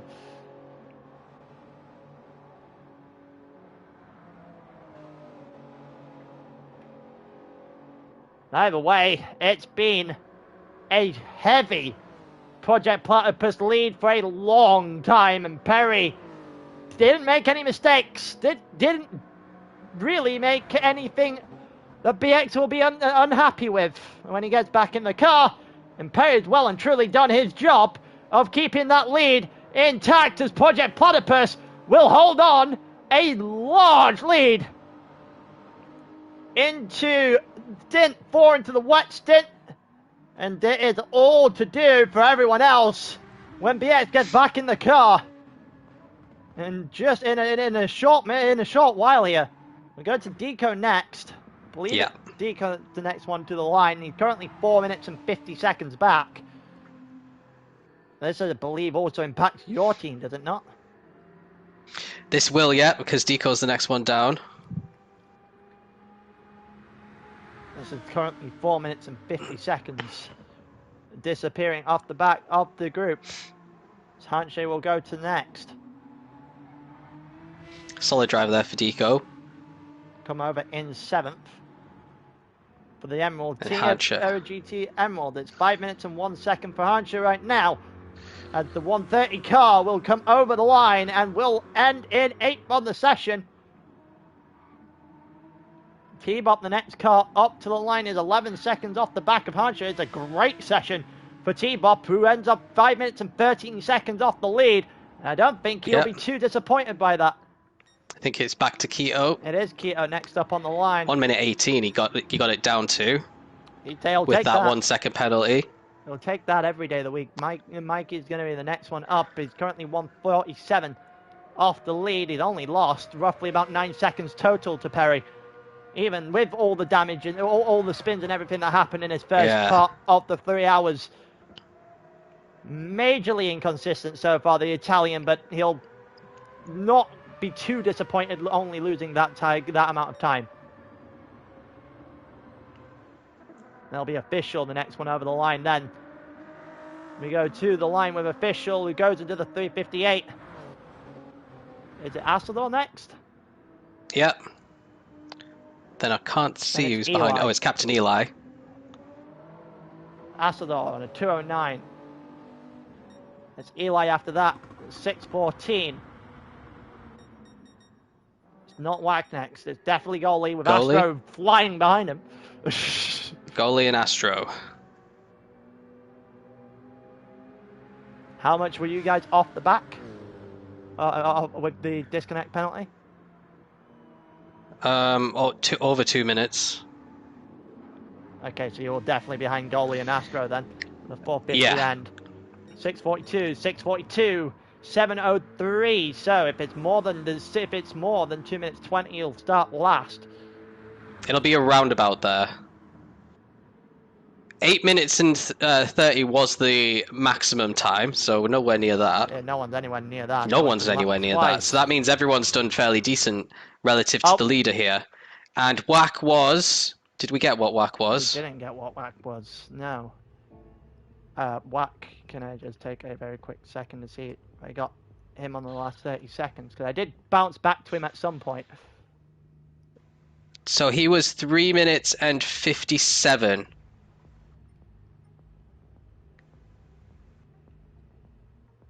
From what I could see.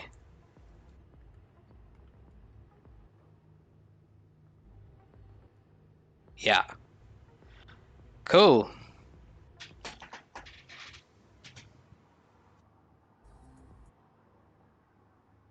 Just taking a real quick look just to make sure that's what I got on my stream, because I did flick to him for a split second. I think it was something of that region. I'd have to be able to pinpoint the time for that. But yeah. Well, Project Platypus says cruise control on this one so far. That's a certain. But we'll be back with the next stint in 4 minutes precisely, apparently. We've got until 5 until we have to start, so it's all right. Yeah, 4 minutes behind was Wack. Oh, right, okay. Yeah, so we got till 5. So we'll see you guys just before 5 o'clock for the stream then. And with that being said, we will see you guys then. Peace.